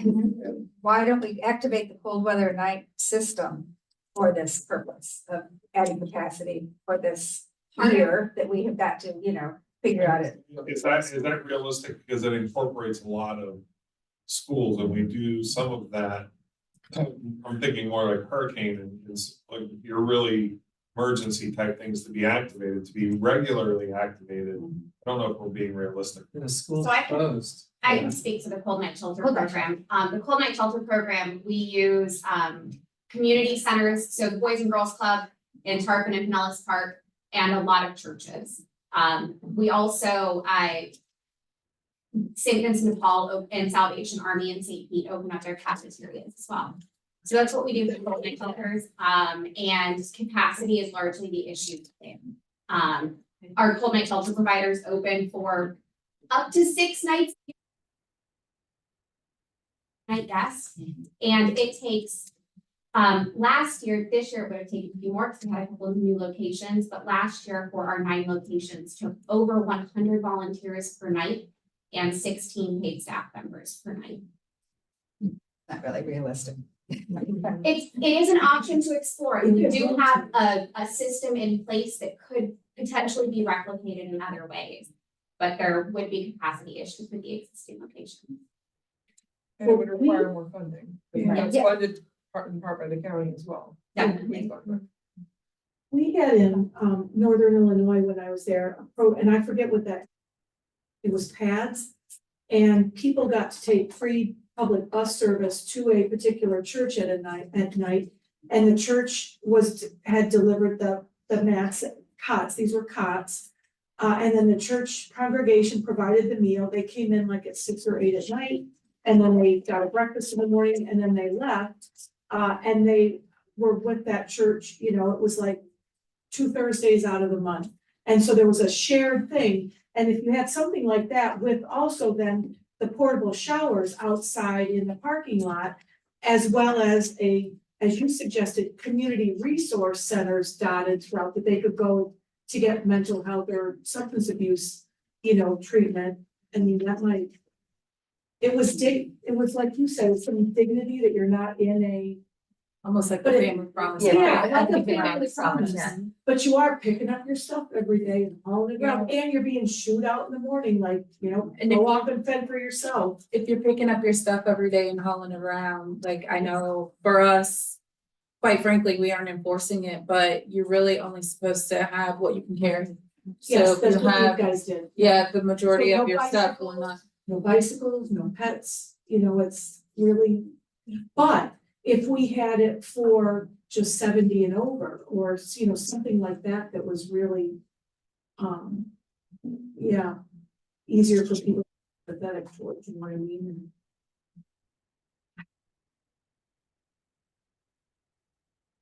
So I did have some suggestions for next couple of dates for the task force meetings. you want to show those real quick? And I wanted to also get a consensus. Does everybody like this space? There was another space that we were considering too, but it seems like this space is easier to get to. So if everybody likes this area here, And it's free. I can. Free good. Free's good. This one is free. Yeah. Today is free. We will definitely get a discount for the upcoming ones. So these were the dates that we were kind of looking at. I know it's on Fridays. If Fridays are not good for everybody, then maybe we can look at a different date. I also have to make sure that we have the space available. I'll have a bigger space next time so that we can invite other people to participate. So if you think that these dates are good, Friday is okay, or not so good. I know everybody is really busy during the week. So if everybody's okay with this, then I'll try to set those meetings up for the next couple of ones. Okay. And we'll send out this information. I'll send out the matrix. We'll have some tasks that we need to do, some action items. Hopefully we can get the data for you with the occupancy and then the costs. And hopefully when we have additional people in the meeting, we can start looking at what it's gonna cost and how we're gonna, expand our occupancy as well. So. What do you think about beginning to draft like a press release about what we're doing and what the concerns are in those striking data figures? I mean, I think for you to make calls and we're starting to react and find out potential and capacity and interest, they need to start hearing about it rather than a first time phone call. Right. And, So we were also looking at a flyer, to kind of send out, but this is more of information, not necessarily what you're talking about, Kathleen, but I think that's a really good idea as well. Maybe we can just do that, just general, and then the flyer that talks about what the state law, what the law is, where you can get resources. It kind of has frequently asked questions. This is something that HLA was kind of looking at to publish, and then we can put the other document as well, put it together and kind of send it out to the community as well. do you think we should invite the media to the next meeting? I want to piggyback on your idea about the press releases. Mhm. We could ruffle some feathers in the right way. Mhm. Yeah. By, here's what this task force is talking about. I want to be in that meeting. Yeah. And ruffle some feathers. I mean. Or just put it on people's radar. I mean, it's a reality, and to have other municipal leaders not even know about it, or, it being pushed to the side. And I mean, Russ, I mean that in a positive. Yeah, I do too, yeah. I think that flyer should go to those 24 city managers and leaders of the municipalities. Again, to your point, getting it on the radar. Yes. As we get to those points that we get to them. Right. Again, that's the law, what the task force has started, that 3 months from now, when we go to and say, hey, here's where we need your help. It's not the first time we've heard it. Okay. And the other thing is, though, they're in the budget is right now. They're getting budgeted right now and they're being finalized, and so we gotta get it on the radar now, and they need to start thinking about. You're gonna start you need to allocate funds now for this, for something. And I And probably again, need to we have don't some have real idea. numbers and all that, but you better start thinking about it. And they can always make budget amendments, but better to have it sooner rather than later. You may want to consider adding somebody from Operation HAR with a degree of substance abuse that's involved with this.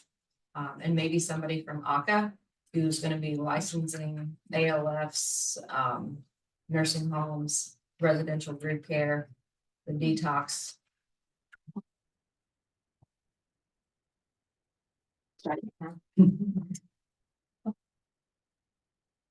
That's for the good of the group. Anything else? Kathleen? No, Joan, we were talking a little bit here about all this concern and expertise and angst and worry and frustration and all that stuff.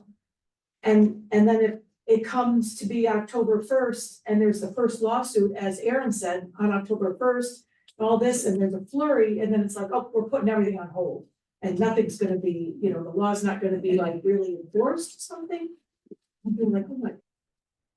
But I don't think that takes us away from the fact that we've still done a lot of work to help people get in a different place. Yeah. Everything on this list, we need to be doing. We need to be doing it anyway, with the sense of, we just now have a different sense of urgency, and so I think this helps us still get to where we're trying to be. Like, I would love to do safe parking, but it's, we just don't there. As long as people in here don't feel like it's just, you know, why are we doing this when it's probably gonna just be, but you're right, it is, yeah.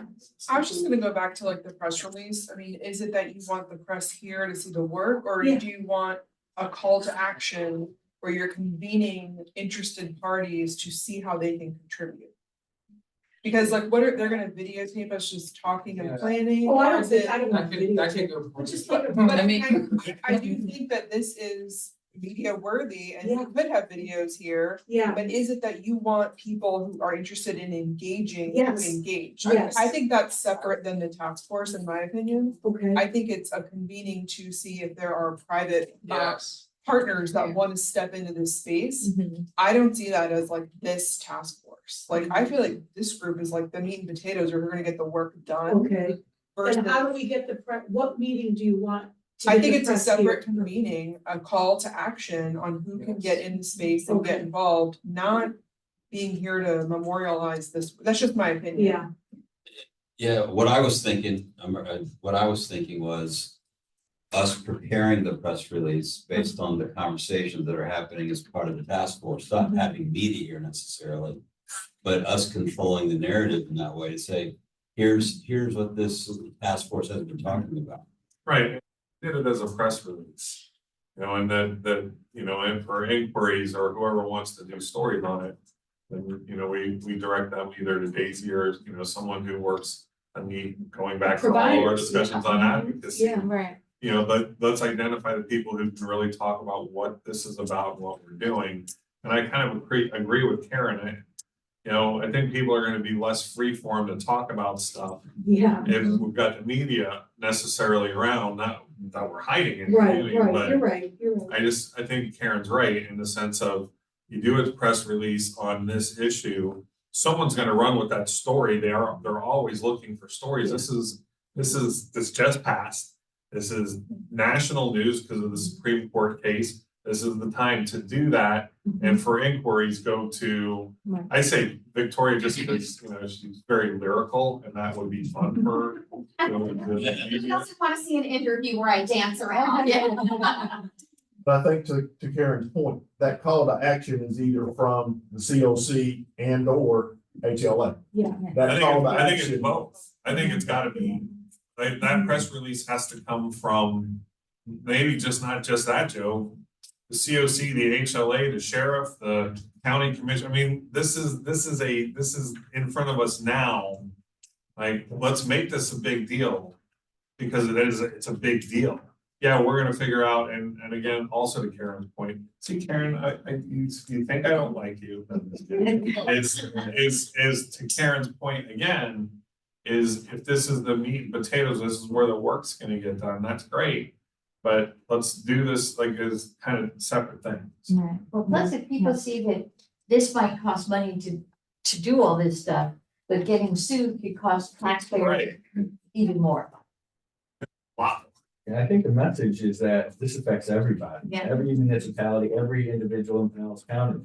I'm dedicated to working with the homeless. I run the shelter. And when this law came out, I was like, oh yeah, that can affect me. But every day it becomes more and more how much it affects. Well, and for the people who as a don't wanna result of this look at it, As a result of this meeting, it makes me even more aware how it's affecting everybody. Everybody's got skin in this game and they just don't know it yet. Yeah. yeah, and for the people who don't wanna look at homeless people anymore, it's gonna cost them something. to get that. Absolutely. So what would be some good talking points or statements that we can use for this press release that can kind of help HLA kind of create it? Anything specific keywords that you want us to mention in general? I want to think of the right term for cost effective, that doesn't sound like cost effective. You know, because this is what it has to come down to is, this issue is, it made me laugh when we were up in Pasco, and they decided that they're gonna finally take care of homelessness this year. We've been having these discussions in these meetings in one form or another for at least the last 20 years I've been doing it. And we've made some progress, but we have a long way to go. We need to get to the points of this camping law is going to be really expensive. Let us tell you why. And, you know, we can't, and I kid with Chuck about the chip building, you know, it's not so much, because I don't think that that's a viable option either, but we're having those discussions. So we don't have a choice but to have those discussions.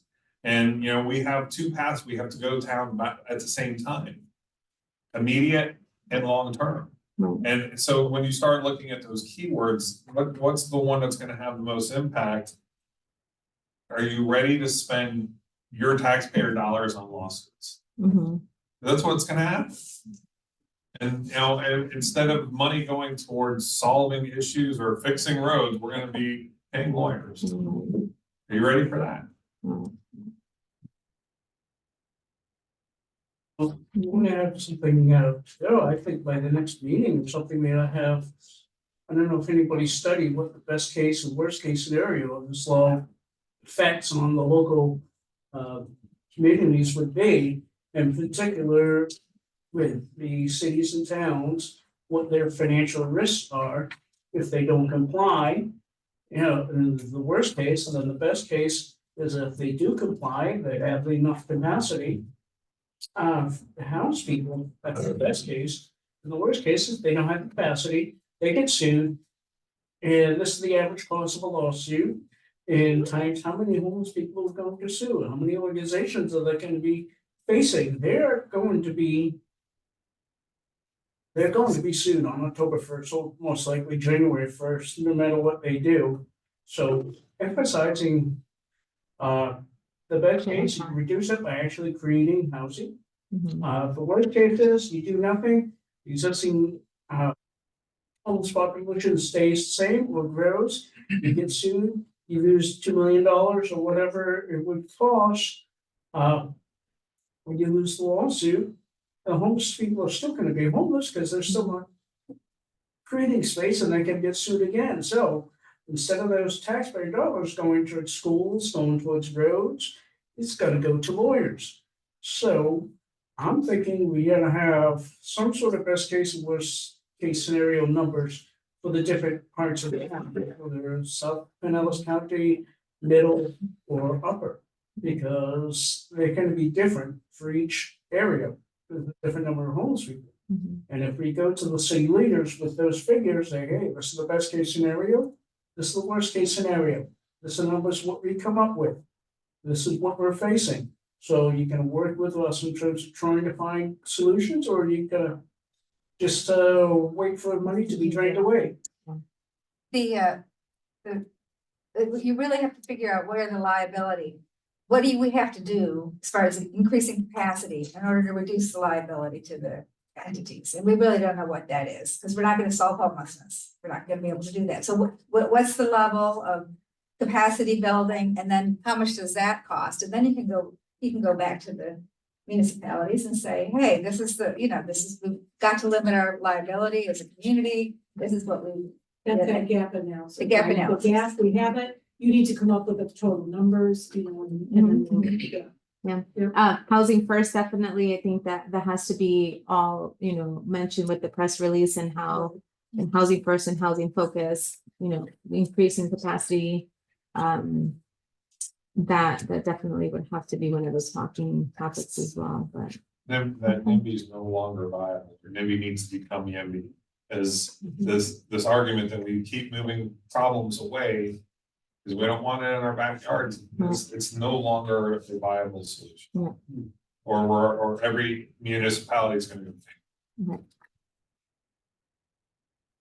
Well, this is a really good start. We have a lot of work to do, and definitely we'll get a lot of this information going for the next meeting. So we really do appreciate your time on a Friday afternoon. Very much. If there's anything else that you need, you know, reach out to me, and we can get some more talking points going. And please don't forget to register for Housing First training on Monday. It is virtual. It is being held by Housing First University. And I think that this is really important for how we address issues moving forward as a continuum. So please register. Thank you. Thank you for being here on Friday. Great. Yeah.